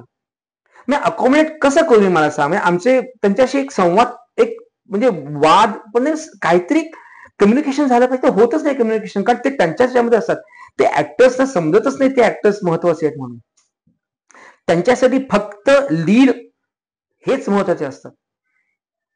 लीडच्या खालची लोक महत्वाचे असतात आणि 2 माणसांवरती सिरियल सिनेमा होत नाही. फक्त हिरो हिरोईनवरती सिनेमा किंवा सिरियल तर नाहीच होत. तुम्हाला बाकीचेच लागतात महत्वाचे, कारण त्याला त्या बाकीच्यामुळे तुम्हाला उभारी मिळते, पॉझिटिव्ह निगेटिव्ह अर्थ. त्यांना काही फरकच पडलेला नसतो. बरं आमच्या इथे आमच्या रिसेंट वाईज सिरियल्स मध्ये त्याच्यामध्ये एक रोलसाठी एका ऍक्ट्रेसची गरज होती. तर सिनियर ऍक्ट्रेस हवी होती जी मराठी आहे किंवा हिंदी सिरियल होती. मी म्हटलं रोहिणी जी कोल्हू. तुला कोण रोहिणी? म्हणजे रोहिणी अत्तंगडीची. तर ती क्रिएटिव्ह डिरेक्टर हमारी कौन है वो? रोहिणी अत्तंगडी. बरं रोहिणी त्यांनी हिंदीत पण काम केलं. हा मी रोहिणी अशी नाहीये की जी हिंदीत माहिती त्यांनी हिंदीत काम केलं, यांना माहिती असं आणि क्रिएटिव्ह असत. मग यांच्या आयडिया काय व्हॅल्यूची असेल मला सांग. तुमच्या अंगावरती अख्खा पूल पडतो, दुसऱ्या दिवशी तुम्ही कपाला पट्टी बांधून फक्त येताना दंडाला बांधून येता. परवा एक कुठला तरी फोटो बघितला आपल्या का कुठला मराठी सिरियलचा, ब्लाऊज वरती बँडेड केलं. तू मला सांग अशा क्रिएटिव्ह लोकांशी मी कसं अकोमोडेट होऊ? On the background of me ह्या लोकांबरोबर कामं केली. मला करावं लागतं कारण मला गरज आहे. मला घर चालवायचंय, मला स्वतःला जगायचंय, जगवायचंय, टिकवायचंय. यु नो, पण मी मेंटली, इमोशनली आणि इंटेलेक्च्युअली कनेक्टच होऊ शकत नाही यार. मी कसं, आणि ही मधली फळीचं काय मला सांग. दिग्दर्शक हा कास्टिंग करतो का नाही? करायला हवं, कारण त्याच्या डोक्यात व्हिज्युलायझेशन असतं. मीही एक फिल्म डिरेक्ट केलेली आहे काही वर्षांपूर्वी, पण मला असं वाटतं की तुमच्या डोक्यात कास्टिंग असतं. तुम्ही तुमचं ईपी कसं कास्ट करणार? तुम्हाला चॅनल अप्रूव्ह करतं म्हणजे काय करतं? त्याच्या अप्रुव्हलच्या व्याख्या काय आहेत? त्याची परिमाणं काय आहेत? तुम्ही एखादा माणूस अप्रूव्ह करता म्हणजे कशावर? माझे फॉलोअर्स बघून?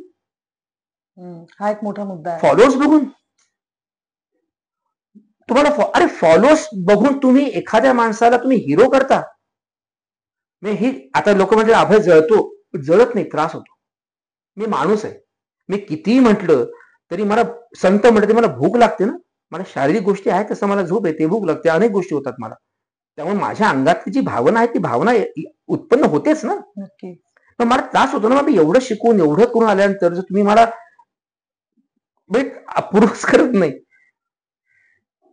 आणि ही सगळी मधली टर्म आहे. आणि तुम्ही कसे वागता लोकांशी, काय करता, रिस्पेक्ट नाही. पॅकअप पॅकअप आपका पॅकअप, ही पद्धत आहे का? ही पद्धत नाहीये ना. 9 वाजता बोलवायचं, संध्याकाळी 4 वाजता लावायचं. शेड्यूल ऍक्टर बरोबर शेअर करायचं नाही का? तर ऍक्टरना कळेल ना पहिले 4 सिने तो नाहीये, मग तो उशिरा येईल. मग आमचं शेड्यूल मध्ये गडबड होते कारण आमचा आमच्यावर विश्वास नाही. त्यामुळे आमचा हा 5वा सीन आम्ही पहिल्यांदा घेतला तर काय करायचं? हे तुमचा प्रॉब्लेम आहे ना, आमचा नाहीये ना. आम्ही तर कामाला बसलेलो आहोत ना. 8 तास बसल्यानंतर तुम्ही काय एक्सपेक्ट करणार की तुम्ही मोठे इमोशनल सीन्स करा? मी जसं म्हणतो किंवा आधी म्हटलं की तुम्हाला इमोशन दाखवायचे असतात. तुम्हाला म्हणजे तुम्ही बसा ना बाजूकडे चहा पीत बसा ना, तुम्ही टेबलवर बसा ना. मी त्यांच्या कामाबद्दल नाही म्हणत नाहीये, ते काम मीही केलेलं आहे. दोघीच्या वेळेला मी हिरो पण होतो, मी प्रोडक्शन पण सांभाळत होतो, मी असिस्टंट एडिटर पण होतो आणि असिस्टंट डिरेक्टर पण होतो. सो मी सकाळी 5 वाजता एफटीआयच्या इकडनं बस घेऊन आम्ही त्या सोनोरीला जायचो. 2-2:30 तास जाऊन रात्री 2-2:30 वाजता मी घरी जायचो आणि परत 5 वाजता हजर असायचो. आणि हे करताना फक्त आमचा शॉट आला, तो फक्त पुसायचा जाऊन सीन करायचं आणि परत जाऊन सचिन कुंडलकर हे कर, उमेश कुलकर्णी ते असिस्ट होते आम्हाला. अगदीच म्हणजे होतकरू होते त्यांना. आता मी एकटा असिस्टंट होतो सुमित्राताईला. सुनील आणि ते दोघं क्रिएटिव्ह होते, मी आणि मी होता. So I to handle everybody. Actors कडे रिहर्सल करून घ्या, कंटिन्युटी बघा, तुम्ही करा. आता आता काय, प्रत्येक डिपार्टमेंटला माणसं असून तुम्हाला फोटो काढून पाठवा. बरं याचं काय म्हणजे? तुम्ही एक सिरियल मध्ये एका चॅनलला एक झालं की त्या चॅनलच्या सगळ्या सिरियल मध्ये तेच होतं. बरोबर. अगं फुलं पण तीच असतात ग, मांडणी पण तीच असते, विषय पण तेच असतात. क्रिएटिव्हिटी कुठे गेली तुमची मला सांग? आणि मग क्रिएटिव्ह शब्दाचा अर्थच बदलून जातो. त्यामुळे तू मगाशी म्हटल्याप्रमाणे ही जी मधली फळी झालेली आहे ना, त्या मधल्या फळीचा कशा अर्थाने काहीही उपयोग नाहीये. काहीही उपयोग नाहीये. त्याला पैसे मिळतात. शुक्रवार संध्याकाळपासून सोमवार सकाळपर्यंत आम्ही काम करत नाही, because we have a weekend. मग स्क्रिप्ट पर्यंत करायचं काय? 6 महिने आधी तुमची तयारी होते. 6 महिने आधी तयारी झाल्यानंतर तुम्हाला स्क्रीन प्ले येत का नाही? 6 महिने जर तुम्ही तयारी करता, तुमची सिरियल सुरू होते, तर तुमचे स्क्रीन प्ले येत नाही, तुम्ही सेटवरती बसून राहता. बरं तुम्ही कॉपीज करता ना? आपलं नाहीच आहे ना सध्या. आता सिनेमे रिलीज व्हायला आहेत. मला सांग कुठं कुठं जायचं आपण? मला सांग. तुम्ही कॉपी करा, तुम्हाला कॉपी जमत नाही. बरं मेहनत तीही नाही. बरं ते करताना तुम्हाला 2 दिवसामध्ये तुम्ही टीआरपी येत नाही असं म्हणतात. काम, अरे पोर वाढायला पण यार 9 महिने लागतात ना. एखादी गोष्ट वाढायला टाइम तर द्या, वेळ तर द्या. इतके इम्प्रेशन नका ना करू. आणि त्यानं काय होते, भंजाळ्यासारखं होतं ऍक्टर्सना. नाही तू ऍक्टर म्हणजे असे समजू शकतेस, कारण आज मी असं वागतोय, उद्या मला सडनली नेक्स्ट सीनला मी वेगळंच वागतोय. करेक्ट. आणि हे आपण जर सांगायला गेलो तर पटत नाही त्यांना. नाही, चॅनल लिखा ऐसा ही करना पडेल. अगं दिग्दर्शकाला बसून तिथे इन्स्ट्रक्शन देणारी क्रिएटिव्ह बघितली मी. जो दिग्दर्शक नॅशनल अवॉर्ड विनर डिरेक्टर आहे, त्यांचं असं होतं, हा नॅशनल अवॉर्ड है, कैसा करते काम देखते. तुला नॅशनल म्हणायची पण हे नाहीये. असं की नाही ऐसा नाही, ऐसा करो, इसको क्यों खडा काय, इसको हटाओ. त्याला कॅमेरा समोर उभा असलेला ऍक्टर सांगितलं नाही तू हटो. इतका अपमान झाला. तेव्हा तोही सिनियर ऍक्टर आहे, त्याला कॅमेरा नाही देतो नाही तुम्ही. बरं ही बाई छोटी दिग्दर्शक मला तुम करो मैं जाके बैठता हूँ. इतकं एक चांगली ऍक्ट्रेस आमच्यात काम करत होती हिंदी सिरियल मध्ये आणि अत्यंत सुंदर रोल होता. हिरोईनच्या आईचा रोल होता आणि ऍक्ट्रेस चांगली दिल्लीची ऍक्ट्रेस होती आणि तिचा रोल असा होता की मुलीवर प्रेम आहे, पण मुलगी जर गेली तर घराला काम नाही मिळणार, पैसे नाही मिळणार, मग ती मुलीचं लग्न गुपचूप फोन करून मोडत असते. रात्री एकटीच दारू पाऊ घालून सगळं भडास काढून छान करत होती. ती फार सुंदर करत होती. 15 दिवस झाले शूट सिरियल सुरू होऊन ती आमची क्रिएटिव्ह वाली म्हणे आपको पता है ये आपका लास्ट सीन है, आप इसके बाद मरने वाली हो. ही पद्धत आहे सांगण्याची तुम्हाला. एखादी सिरियल मिळाल्यानंतर मेजर प्रायमरी कॅरेक्टर मध्ये तर ऍक्टर म्हणतो वर्षभराची माझी बेजमी झाली, कारण त्याच्यात योजना करतो. ते तुम्हालाच तसं शारीरिक सगळंच आहे ना? सगळंच आहे. आणि दुसरं म्हणजे तर मला राग आला ग, मला ती रडली बिचारी बसून, कारण नेक्स्ट सीन नंतर ती असणारच नाहीये सिनेमामध्ये, ती जळूनच जाणार आहे. बरं हे का टीआरपी वाढेल म्हणून? टीआरपी वाढली नाही. बरं तुम्ही पटकन डिसिजन घेतला 15 दिवसामध्ये की जाऊन मारा.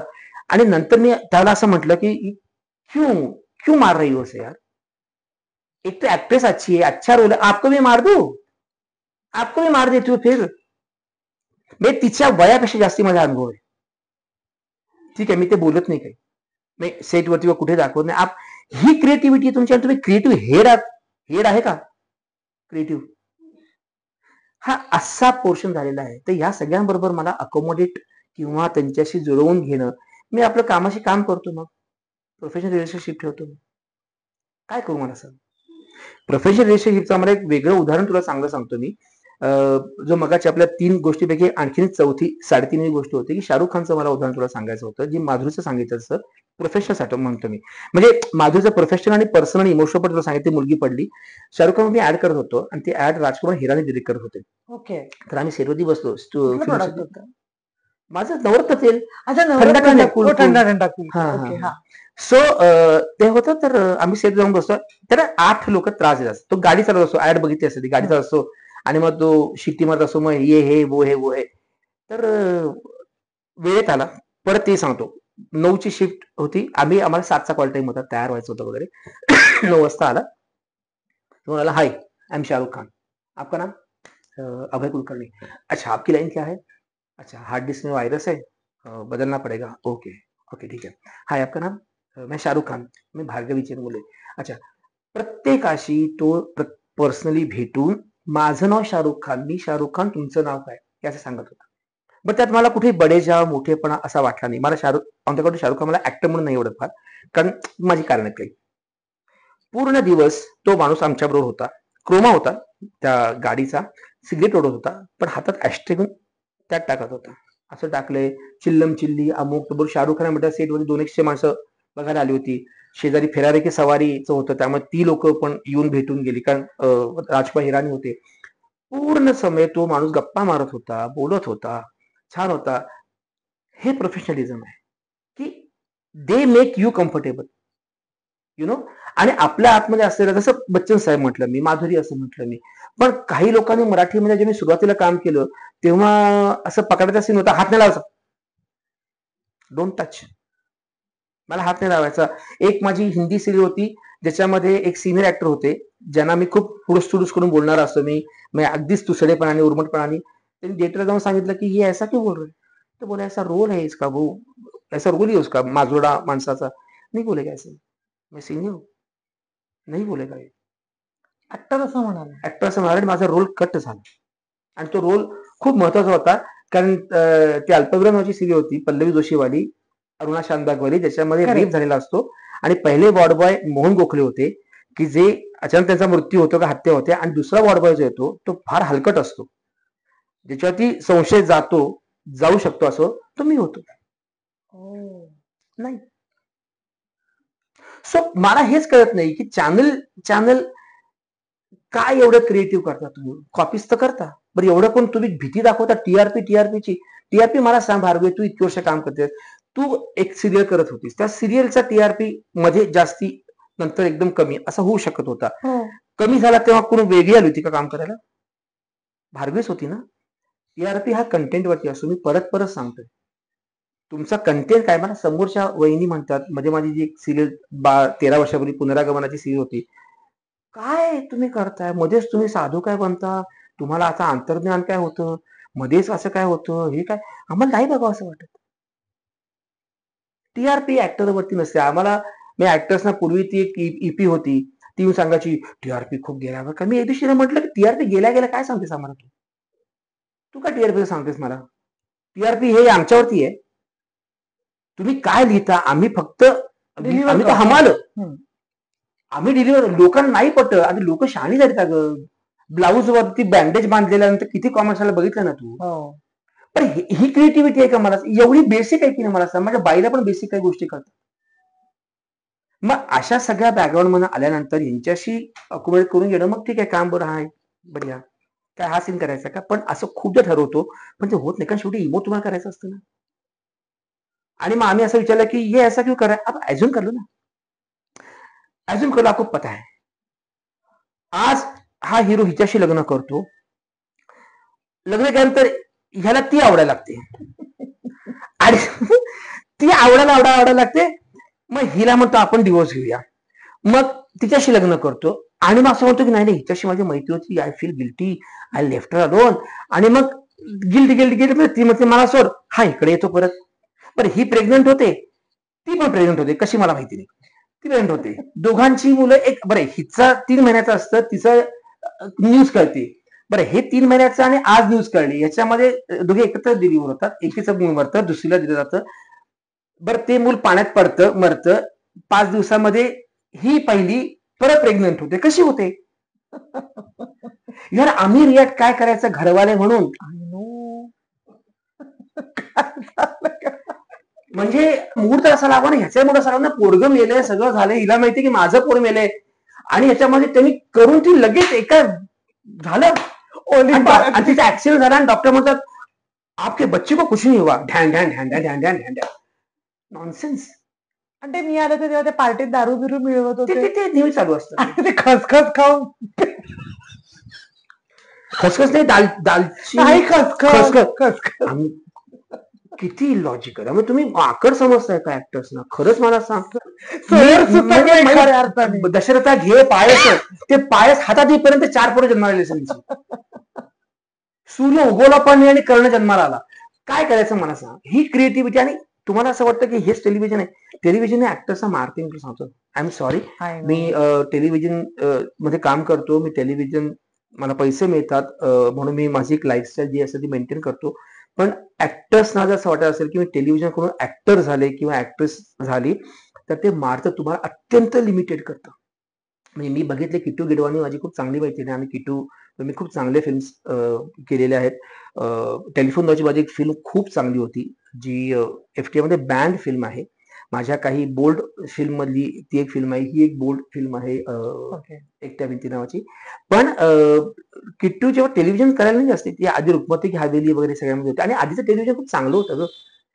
4 दिवस तुम्ही एक एपिसोड करायचा. लेखक रुणा ढेरें सारख्या होत्या, शन्ना नवरेन सारखे होते, त्याच्यानंतर दत्ता केशव होते, अनेक चांगले लेखक, चांगले सुजाण कथा कादंबऱ्यांवरनं केलेलं होतं. आज काही नाही. त्यामुळे ना कलाकाराला वाव, म्हणजे आता तू पिंपळ पान आपण बोलताना बोललो, म्हणजे जयवंत दळवी आनंद यादवांच्या धुळवरनं झालेलं होतं, शंकर पाटलांच्या कथेवरनं झालेलं होतं, अनेक चांगल्या लेखकांच्या, गदी Madgulkar, Venkatesh Madgulkar for that matter, दमांच्या कथेवरनं. So त्याला ना एक वेटेज होतं, एक लॉजिक होतं, एक चांगलं होतं.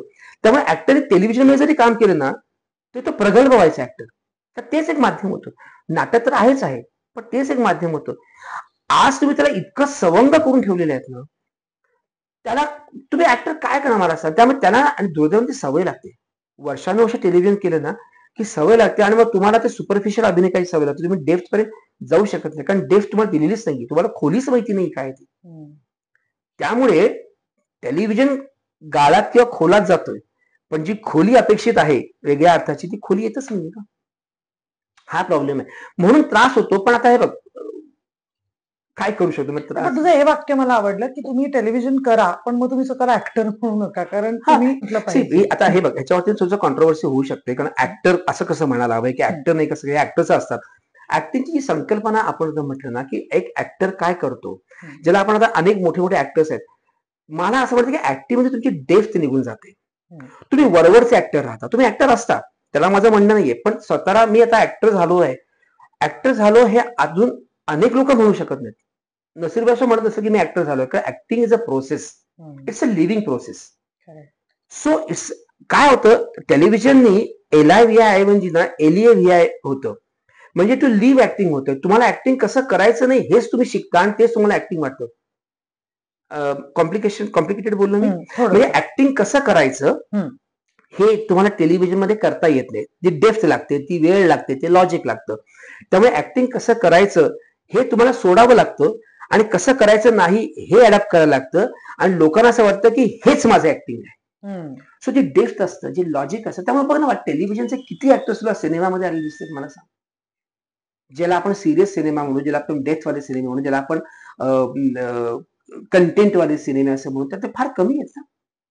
म्हणजे केच्या बाराखडीमधल्या सिरियल मधले सुद्धा किती ऍक्टर्स जे खूप फेमस झाले होते त्या काळामध्ये, 99 सालापासून ते अलीकडे पर्यंत, त्यातले तुला 2-4 दिसतात ऍक्टर्स की जे आधीपासून काम करत होते. साक्षी तन्वरवर मी फिल्म केलेली आहे, ती आधी पण काम करत होती. रणित रॉय बरोबर मी 2 फिल्म्स केलेल्या आहेत, ते आधी पण काम करत होते. हाताच्या बोटांवर मोजण्या इतके ऍक्टर. मग म्हणजे ते ऍक्टर बाकीचे स्टार्स होऊन गेले ना, स्टार्स झाले ऍक्टर. तो फरक पडतो. म्हणजे स्टार्स सुद्धा आमिर खान आहेत ना सर. मला शाहरुख खान आवडत नसलेला भाग नाही, कारण शाहरुख खान मला प्रत्येक वेळेला सेमच वाटतो.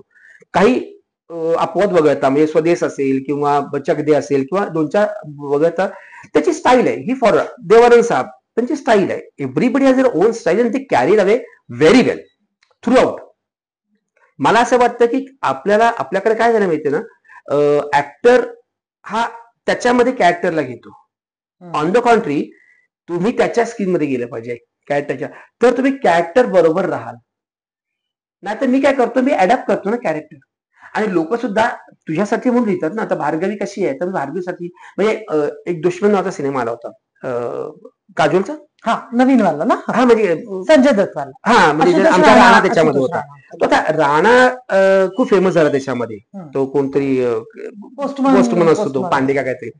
सो त्याच्या आधी राणाने कधी केलं होतं, तर एक कुठे दुसऱ्या ऍक्टरला कास्ट केलं होतं जे महेश भट साहेबांना नाही आवडलं. त्याचा लेखक जो होता तो आमचा मित्र होता, गिरीश धमीजा, आमच्या सगळ्यांचा. म्हणजे दिल्लीला स्कूलचा होता, पण त्याच्या TI कंपनीमध्ये होता. तर तो लेखक होता त्याचा. तर जेव्हा राणाचं नाव आलं तेव्हा राणा कसा आहे त्याला माहितीये. राणाचे पॉझिटिव्ह पॉईंट्स का, ते डोळे आहेत, राणाचा आवाज आहे, राणाची नजर आहे, त्याची वाणी आहे. तर त्यांनी ते पॉइंट्स असे उचलले राणाच्या मधले आणि ते त्या कॅरेक्टरला घातले. तो गोपाळ जो झालेला आहे तो टेलरमेड झाला ना रोल, जिक्सा सारखा फिट. हो, कारण लेखकाला माहिती होता. सो असं असेल तर ठीक आहे ना. जसं मला जे मगाशी म्हटलं की बाळासाहेब शास्त्रीच्या वेळेला की ते म्हटलं टेलरमेड रोल आहे, म्हणजे माझा बाळासाहेब मला दिसला, हे असं येतं. आजकाल काय होतं मला सांग, काहीच होत नाही ना. तुम्ही कुठल्या शर्टामध्ये कुणालाही घुसवता यार. म्हणजे उदाहरणार्थ द्यायचं तर एखादा कास्टिंगचा जो कॉल असतो, आपण एक कास्टिंग कॉल जो आपल्याला येतो, तो रॅन्डम सगळ्या मराठी मुलींना येतो. मराठी कॅरेक्टर असेल तर त्याच्यात एज, कॉम्प्लेक्शन, लुक्स, त्या व्यक्तीची अभिनयाची डेप्थ तू म्हणतोस ती बघितलीच जात नाही. आणि तिथे वरती बसलेली 4 माणसं असतात ना एसी मध्ये, ये अच्छा.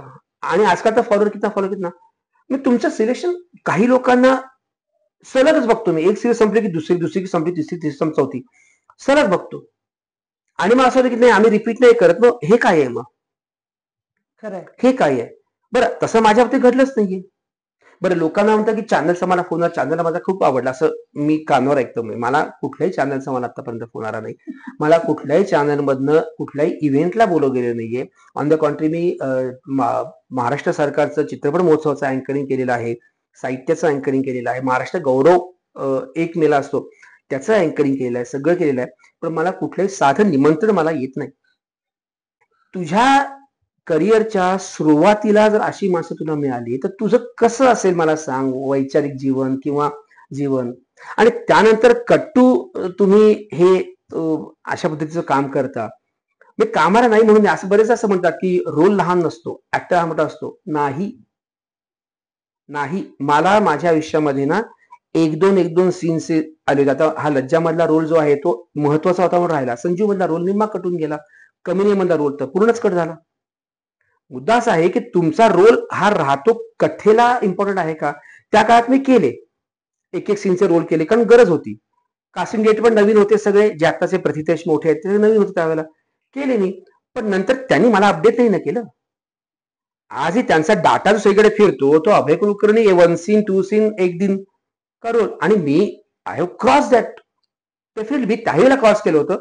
पण ठीक आहे, just get into the commercial. म्हणजे मगाशी तू म्हटलं, एक तर माझं कमर्शियलला जास्ती नव्हतं, कारण आक्रोश सिनेमा आणि तो बरं माझ्या बाबांचंही वातावरण. माझे बाबा हे लेखक, समाजसेवक, एक वातावरण घरातलं सेक्युलर म्हणा. आता सेक्युलर शब्द म्हणणं सुद्धा चुकीचं वाटतं, कारण त्याचे परत डावं उजवं मधलं. माझे बाबा एक वेगळ्या विचारसरणीचा असं आपण म्हणूया तसे होते. माझ्या घरामध्ये अनेक लेखक, अनेक नेते, अनेक वेगवेगळ्या पद्धतीची लोक. म्हणजे आमच्याकडे एक आजोबा आले होते मी खूप लहान असताना, आणि ते काय ते असं गायचे वगैरे, आणि आजोबा दुपारच्या वेळेला जेवणावर झाले की झोपायचे सगळे, तर ते माझ्याशी खेळायचे. मी तर मी त्यांच्या पाठीवर बसायचो, असं घोडा घोडा घोडा वगैरे करायचो.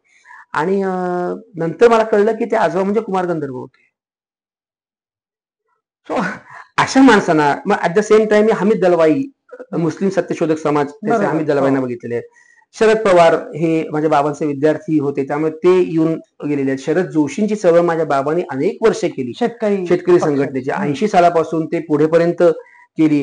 1985 साली आपली जी कपड्यांची होळी केली होती विदेशी, ती परत त्याच ठिकाणी पुण्यामध्ये सावरकरांनी केली, लकडी पुलापाशी. ती माझ्या बाबांनी परत केली. त्यात स्वतःचे कपडे जाळले सिंथेटिक, आणि खादी वापरले आयुष्य. सो असा एक विचार सर आनंद यादव आमच्या घरी सतत यायचे. बाबांची पुस्तकं ते, त्यांची पुस्तकं बाबा, असं सगळं होतं ते. तर हा एक वैचारिक वेगळा एक म्हणजे you make you as a person, as an actor. तर याच्यामध्ये मी अध्यात्म पाहिलं ना. अध्यात्म म्हणजे, आणि अनेक लोक सांगितले की तो काय दगडामध्ये देव नाहीये, त्याच्यामध्ये देव आहे. देव इथे आहे, आणि त्याला बघायला आपल्याला झुकावं लागतं. सो हॅव दॅट थोडस नम्रपणा करा. आणि कॅरेक्टरला तुम्ही जर सरेंडर केलं तर कॅरेक्टर तुमच्याशी मैत्री करेल. लोक अशी अशी पुस्तकं स्क्रिप्ट घेऊन हिंडतात, मला अजिबात नाही आवडत. मागच्या पॉकेटमध्ये टाकून कुठेही त्याचे घड्या घड्या घालतात, तो गुदमरणार रे. बरं तुम्ही त्याची मैत्रीच करत नाही. मला मी पवाय एका ठिकाणी कुठेतरी माझ्या असं बक्षीस समारंभ होता, एकपाती स्पर्धेचं होतं, आणि मला अचानक असं आलं की हे स्वर्गस्थ शक्तीनो द्या खडकाची अभेद्यता माझ्या मनाला. मला हवा हे सामर्थ्य सहन करण्याचं, फक्त सहन करण्याचं. वयानं आणि व्यथेनं लक्तरलेला हा थेरडा उभा राहिला आहे, हे दैवतानो आक्रोश करीत तुमच्या दाराशी. त्याला दान करा फक्त सहनशीलतेचं. जर तुम्हीच ओतला असेल हे कृतज्ञतेचे जहर या कार्ट्यांच्या काळजामध्ये, तर करू नका निदान माझी कुचेष्टा, मला लाचार करून त्यांच्या समोर. पेटून उठू द्यात माझं अंतःकरण ऊर्जस्वर क्रोधानं, लांछित करू नका माझी मर्दानी नजर जनानी शस्त्रांनी आसवांच्या थेंबानी. आता हे नटसम्राट मध्ये आहे, 1980 साली पाठ केले. मी एकपात्री प्रयोग करायचो. आज मला सांग, मला माझ्या सिरियलचे डायलॉग नाही लक्षात. पण हा तर मुद्दा झाला. आपण मगाशी आपण एक उगाच मुद्दा बोललो की आजकाल फॉलोअर्स बघून कास्टिंग होतं. तसंच आजकाल एक शब्द आलाय पॅन इंडिया कास्टिंग. मला हा शब्दच कळला नाहीये. हा मलाही हा शब्द कळलेला कारण नाही. ह्या पॅन वरती तो फ्राईंग होऊन मी इतका भाजला गेलोय की मला असे पॅन इंडिया एका अर्थाने म्हणशील ना, तर सर्व समावेशक किंवा सर्व समान, किंवा सर्वांना सामावून घेणारं, म्हणजे सगळ्या कल्चर्सना घेऊन असं आहे. पण मला पॅन इंडियाच्या नावाखाली ना काही ठराविकच गोष्टी दिसतात. मग पॅन इंडियामध्ये तुम्ही जर आता माझी स्टोरी होती, कोल्हापूरची स्टोरी होती माझी. तुम्ही एक खानदानी मराठा कुटुंब आहात, तुमच्यामध्ये करवा चौथ कसा येतो, तुमच्यामध्ये बांग भरणं काय येतं, तुम्ही त्या दाखवा ना रस्मा ज्या काही आहेत त्या. तुम्ही हमेशा, आम्ही तर गंमत करायचो, आता आज कुठलं रस्सम आहे बाबा, आज हे रस्सम आहे का, उद्या कुठलं रस्सम आहे, ते रस्सम आहे. आम्ही रस्समच म्हणायचो, सांबार रस्सम म्हणजे रस्समच म्हणायचो. पॅन इंडियाच्या नावाखाली तुम्ही सरमिसळ करता आणि कुठलीच संस्कृती नीट दाखवत नाही, असं माझं म्हणणं आहे. आपल्या भारतातल्या लोकांचं वैशिष्ट्य असं आहे की ज्याच्यामध्ये विविधता आहे, आणि त्याच्यामध्ये प्रत्येक, जसं 12 मैलावरती 12 कोसावरती भाषा बदलते, तशी संस्कृती बदलते. 2025 मध्ये जर तुम्ही ती संस्कृती दाखवलीत जी रिअल आहे, तर लोकांना कळेल ना ती. आज सरमिसळच आहे. आज आमच्याकडे आम्ही काही करतो यार ना, आम्ही हळदी कुंकू लावत नाही बायका यार, लग्नावर टिळे पण लावत नाही. वो क्रिएटिव्ह मना की आहे. क्रिएटिव्हला नाही माहिती यार मराठी संस्कृती काय, क्रिएटिव्हला नाही माहिती तुमचं दुसरी संस्कृती काय आहे. तुम्ही त्या संस्कृतीच्या माणसाला बसवा ना, की ज्याला माहिती आहे त्या रीती. एका याच्यामध्ये सत्यनारायणाची पूजा होती, फोटो सुद्धा सत्यनारायणाचा. पण त्याच्यावर तुम्ही दुनियाभरचे झेंडू आणून ठेवता, दुनियाभरचं काय आणून ठेवता, ताटप तुमची भरलेली असतात, पैसे काय ठेवता आणि काय काय ठेवता. करा ना, तुम्हाला थोडा रिसर्च करायचा आहे ना. नाही वो क्रिएटिव्ह नाही बोल रहा है. चॅनल से अप्रूव्ह आहे. हे चॅनल से अप्रूव्ह म्हणजे मला हा प्रश्न अजूनही कळत नाहीये, की पॅन इंडियाच्या नावाखाली तुम्ही सर्व भारत असं आपण जर धरलं तर संस्कृती पण येते ना. मग त्या संस्कृतीमध्ये तुम्ही एकाच पद्धतीची संस्कृती असते. तुम्ही कर्नाटकात तुम्ही यल्लमा नाही दाखवली पॅन इंडियामध्ये, तुम्ही आमची महालक्ष्मी नाही दाखवली पॅन इंडियामध्ये. एक माझ्या फोटो पुतळा आणून ठेवला होता, पण आम्ही कधी देवळात नाही गेलो महालक्ष्मीच्या. अंबाबाई अंबाबाई डायलॉग मध्ये बोललं की अंबाबाई होते, कारण अभ्यास कमी, मुळात वाचन नाही, बघणं नाही, आणि मी मी आणि मी या 3 मी मुळे एंटरटेनमेंट एंटरटेनमेंट एंटरटेनमेंट हे 3दा म्हणूनही होत नाही. प्रॉब्लेम तो आहे भार्गवी. अत्यंत स्ट्रॉंग महत्वाचं माध्यम आहे टेलिव्हिजन, पण ते अत्यंत हीन दर्जाचं. आणि प्रियाताईंनी तेंडुलकरांनी खूप आधी इडियट बॉक्स त्याला म्हटलेलं होतं. इडियट बॉक्स त्यांचा शब्द आहे तो. पण शी मस्ट हॅव सेन्स इट. अर्थात प्रियाताई गेल्या त्याच्यानंतर जास्ती घाण सुरू झाली ती, पण मला असं वाटतं की तो द्रष्टेपणा होता, ते इडियट बॉक्सच आहे हा. मला सांगतो कुठलीही चॅनलला, कुठली मराठी लाव हिंदी लाव, सेमच सिरियल वाटते ग मला, सेमच सिरियल वाटते मला. आणि दुर्दैवाने मराठीत पण तेच झाले. साऊथचं आपण फार बघत नाही, आपण तिकडं फार जात नाही, पण साऊथच्या काही लोकांनी कामं जेव्हा केली, इव्हन एक कन्नड सिरियल पण केली होती मी, पण दे आर मच, आता कन्नड सिरियल करून मला 20 वर्ष झाली ती, पण they are much far better than us. Loud असतील काही असतील, पण कन्नड टेलिव्हिजन जर बघितलं, आता आपल्याकडे एक कन्नड सिरियल जी उमा कुलकर्णीने केली होती बघ, अश्विनी एक बोटी होती, सोनियाचा उंबरा, किती सुंदर होती मला. खूप वर्ष हो, पण त्या लिहिणाऱ्या उमा कुलकर्णी होत्या. आता कुलकर्णी चुकून जोराला माफ करा, मला कुठल्याही आडनावाशी बोलायचं नाही मला, पण त्या एक लेखिका आहेत, त्या अनुवादिक आहेत, त्यांना कन्नड आणि मराठी, विरूपाक्ष कुलकर्णी उमाताई हे माझ्या बाबांचे खूप जवळचे होते. तर विरूपाक्ष कन्नड मधून मराठीचा कन्नड करायचा, उमाताई कन्नड मधून मराठी करायच्या. नवरा बायको अशी जोडी होती ती. पण त्यांना ते स्वतः लेखक असल्यामुळे जाण होती. ही जी मी कन्नड गिरीश कन्नडाबरोबर सिरियल केली होती ना, ती गिरीजीने स्वतः ट्रान्सलेट केली होती. ययाती हैवदन लिहिणारा माणूस सिरियल लिहितो, Aruna Dhere for that matter, Shanna Navare, Datta Keshav. आता मला सांग ना, काय होते मला सांग, कसं पॅन इंडिया म्हणायचे शब्द फार मोठे. म्हणजे आमच्यामध्ये एक हिरोईनचा मित्र असतो, तो जो कोल्हापुरातला आहे, तो मुसलमान आहे. तर तो कोल्हापुरातला मुसलमान हैदराबादी हिंदी का बोलेल, बागवानी का नाही बोलणार बरं? बागवानी, नोबडी नोज बागवानी. अभिरामचं पुस्तक आलंय भडकमकरचं, इन्शाल्लाह, त्यात बागवानी आहे. आणि माझं बालपण कर्नाटकातलं असल्यामुळे, जन्म असल्यामुळे मी अनेक बागवानी, फज्जरकोट्या, 4 आना का बिस्कुट लाया, चाय में डुबा के डुबा खाया, सायकल से गिर्या उठ्याच नाही, ही जी एक पॅन इंडियामध्ये हे लोक इंट्रोड्यूस करायला, एक भाषा येते वेगळी, एक कल्चर येते, एक भाषा येते. तुम्ही कल्चर तर दाखवतच नाही. आणि पॅन इंडिया दाखवलं मी पॅन इंडिया शब्द वापरणं खूप सोपे असतात भार्गवी. तसं मगाशी मी म्हणता म्हटलं की मी एखादं ध्येय ठेवलंय, ते ध्येय म्हणजे सुरू करणं सोपं असतं, कंटिन्यू करणं मुश्किल असतं. प्रेम, नातं, काहीही, ऍक्टिंग करिअर कंटिन्यू करणं मुश्किल असतं. त्यासाठी तुम्हाला प्रयत्न लागतात, त्यासाठी तुम्हाला अभ्यास लागतो, डेप्थ लागते, ते सगळं अंडरस्टँडिंग लागतं.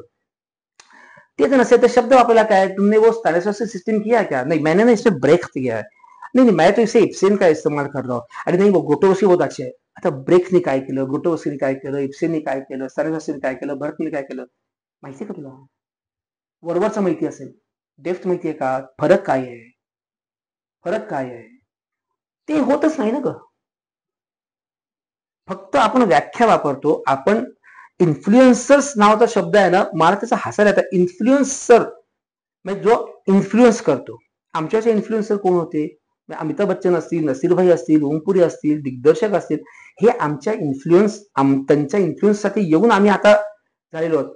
तुम्ही काहीतरी आजकाल विकत नाचा आणि काय करा आणि असं करत नाचा, आणि ते इन्फ्लुएन्सर कसे होता तुम्ही? आणि तुम्हाला कलाकार मान्यता कशी मिळते? म्हणजे ड्यू रिस्पेक्ट विथ एव्हरीबडी, पण अनेक स्टँडअप कॉमेडियन्स जे आहेत खूप चांगले आहेत. मी नवीन प्रभाकर माझा मित्र आहे, सुनील पांडा भेटलो होतो, पण ते ऍक्टर्स नाही होऊ शकले ना. कारण स्टँडअप कॉमेडी हा एक वेगळा जॉनर आहे. म्हणजे माझ्या बाबांनी कविता खूप लिहिल्या, त्यांना राज्य पुरस्कार मिळाले. त्यांनी बाकीचं नाही केलं काही. त्यांनी हे केलं, चित्रपटातली गाणी. चित्रपटात नाही लिहिलं, त्यांनी पेपर समीक्षण नाही लिहिलं नाटकाचं. ऑन द कॉन्ट्री त्यांनी मराठीमध्ये पहिल्यांदा सायको अनालिसिस, मानसशास्त्रीय समीक्षा ही इंट्रोड्यूस केली.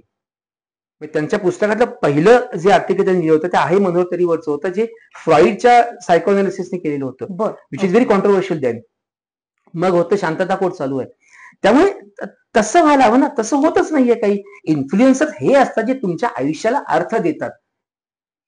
हे म्हणजे आयुष्याला वळण असं देतात की मला पाठच सुरू वाटते वळून.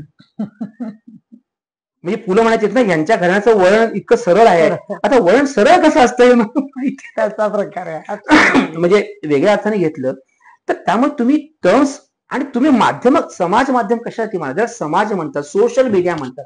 सोशल मीडिया विषय असतो, MSW हा विषय असतो की तुम्ही समाजशास्त्र असतं, आपल्याला होतं नागरिकशास्त्र, समाजशास्त्र.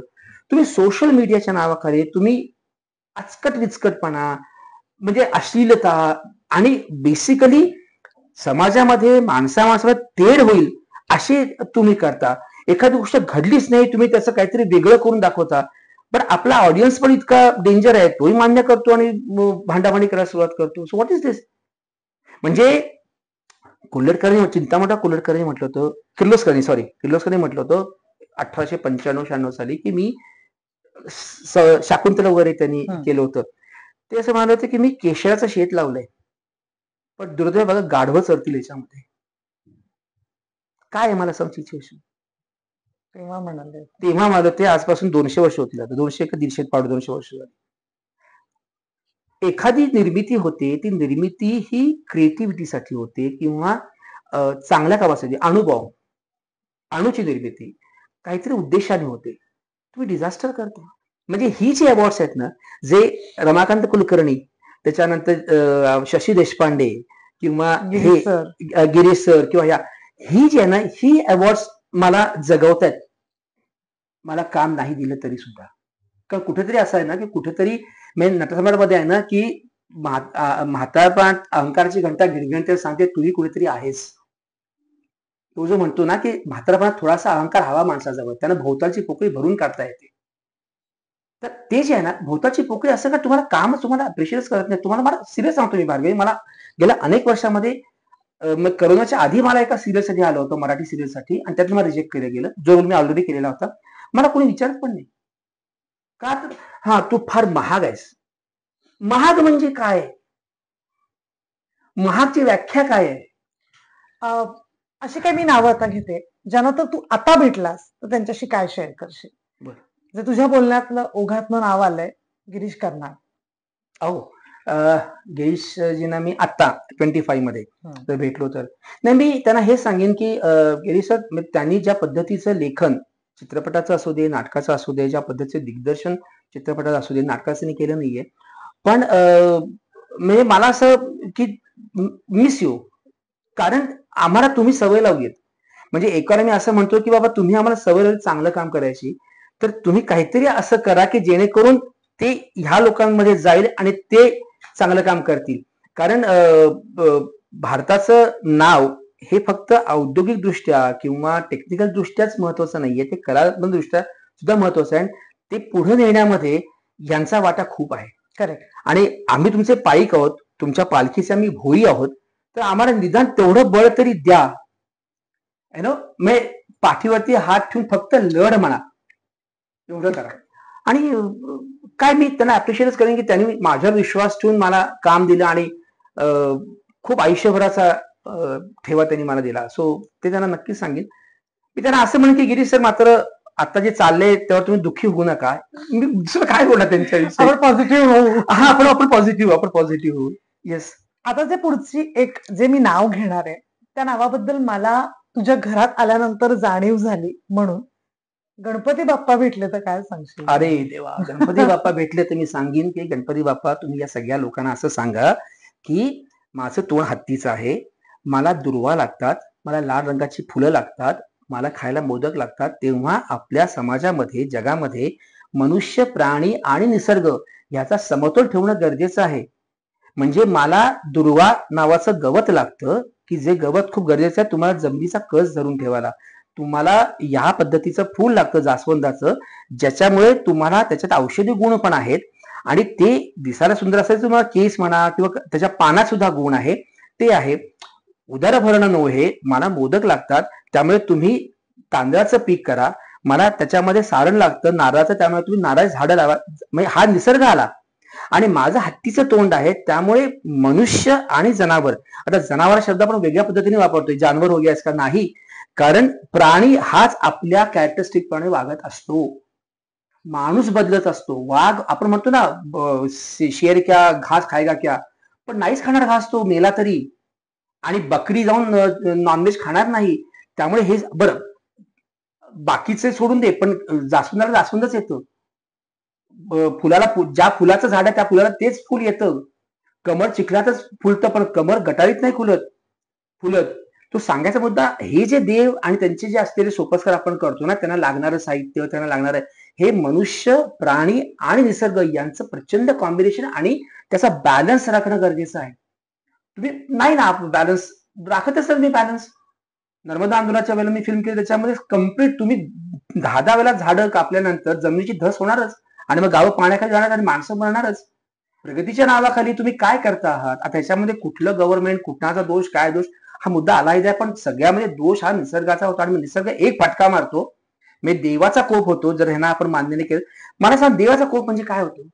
नैसर्गिक ना. आपत्ती. गणपतीला मी अमुक अमुक नाही केलं, देव आपत्ती, कारण तुम्ही बॅलन्सच बिघडवताय ना. देवाने जे सांगितलेलं आहे तुम्हाला, मारुतीला तुम्हाला ह्याची पानं, रुईची पानं लागतात, तुम्हाला तेल लागतं, तेल निर्मिती, रुई आहे, त्याला शेंदूर लागतो, त्यामुळे तो प्रत्येक देवाचं एक वाहन आहे. उंदीरवरती गणपती बसू शकेल का? पण त्या उंदीर हा त्रासदायक प्रकार आहे, पण उंदराचा काहीतरी फायदा होत असेल. बरं, उंदराला मारणारा नाग जो शंकराच्या गळ्यात बसलाय, जो त्याचे वडील, जो मोर, जो राष्ट्रीय पक्षी म्हणून आहे, तो कार्तिकेयकडे आहे. बरं, एक देवी बसली सिंहावर बसली, एक देवी बसली वाघावर बसली, एक देवी वीणा वाजवते, एक देवी संगीत, नृत्य, नाट्य, निसर्ग, जानवर, प्राणी, मान, या सगळ्याचं कॉम्बिनेशन जर म्हणशील ना, तर ते देव या कन्सेप्ट मध्ये आहे. त्यामुळे मी मगाशी तू म्हटलीस की देव मानतो की नाही मानतो, मी हे देव मानतो. मूर्तीला तुटली, तुम्हाला त्रास होतो, तुम्हाला धार्मिक भावना दुखवतात आणि तेच गणपती विसर्जन करताना हात मोडलेला, पाय मोडलेला, अशी जेव्हा गणपती बाहेर, तुम्हाला ते चालतं? प्रतिकात्मक करा ना. रामाने पण सीता नव्हती तेव्हा सुपारी लावूनच केलं होतं ना अश्वमेध यज्ञ.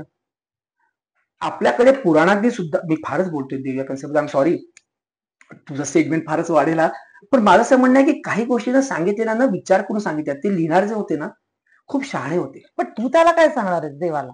मी देवाला सांगणार की देवा यांना बुद्धी दे, याच्यापेक्षा मी काहीच बोलू शकत नाही. आणि तू तर बुद्धीचा देव आहेस, कारण तुला समजूनच घेतले नाही लोकांनी. मी तुला सांगतो देवा, तुला आम्ही निर्माण केलं, तुला आम्हीच आमच्यापासून अंतर केलं, तुला आम्हीच आमच्यापेक्षा मोठं केलं आणि ते अंतर पार करण्यामध्ये आयुष्य घालवलं. तू आमच्या हातातून निसटलास आणि तू बाजूला गेलास.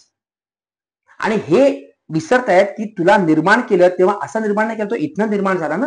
आम्ही इथलंच विसरलो सगळं. आम्ही मान झुकवतच नाही, आम्ही फक्त असंच करतो की मी मी मी. या मी मध्ये काही होत नाही देवा, त्यांना बुद्धी दे, नाहीतर तू कंटाळाश येतो. काय करतो मी, काय सांगू देवाला सांग. आणि तिसरं नाव आहे नरेंद्र मोदी, भारताचे पंतप्रधान. अरे देवा, आता देवाचंच नाव आलं परत.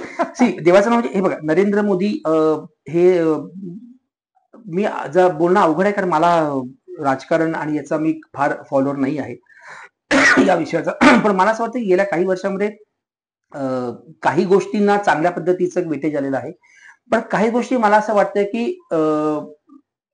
म्हणजे ज्या नव्हत्या त्या थोड्या जास्ती वाढल्यात.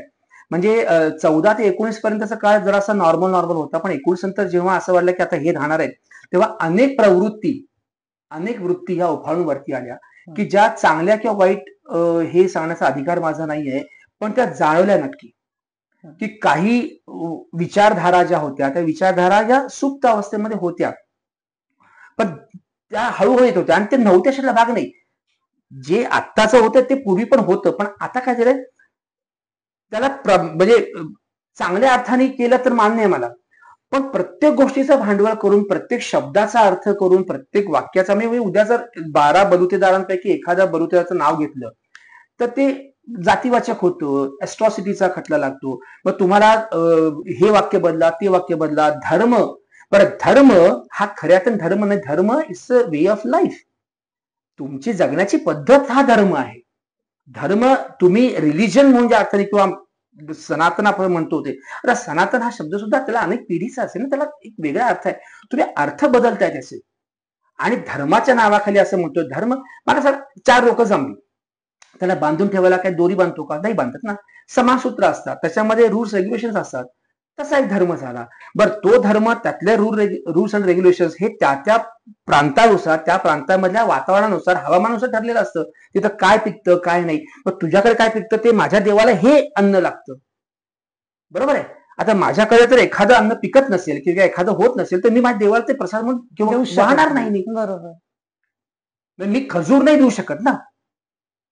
माझ्या देवाला मी खजूर नाही देऊ शकत, किंवा I mean just giving Correct, example. आजकाल correct, काही correct. होऊ शकतं.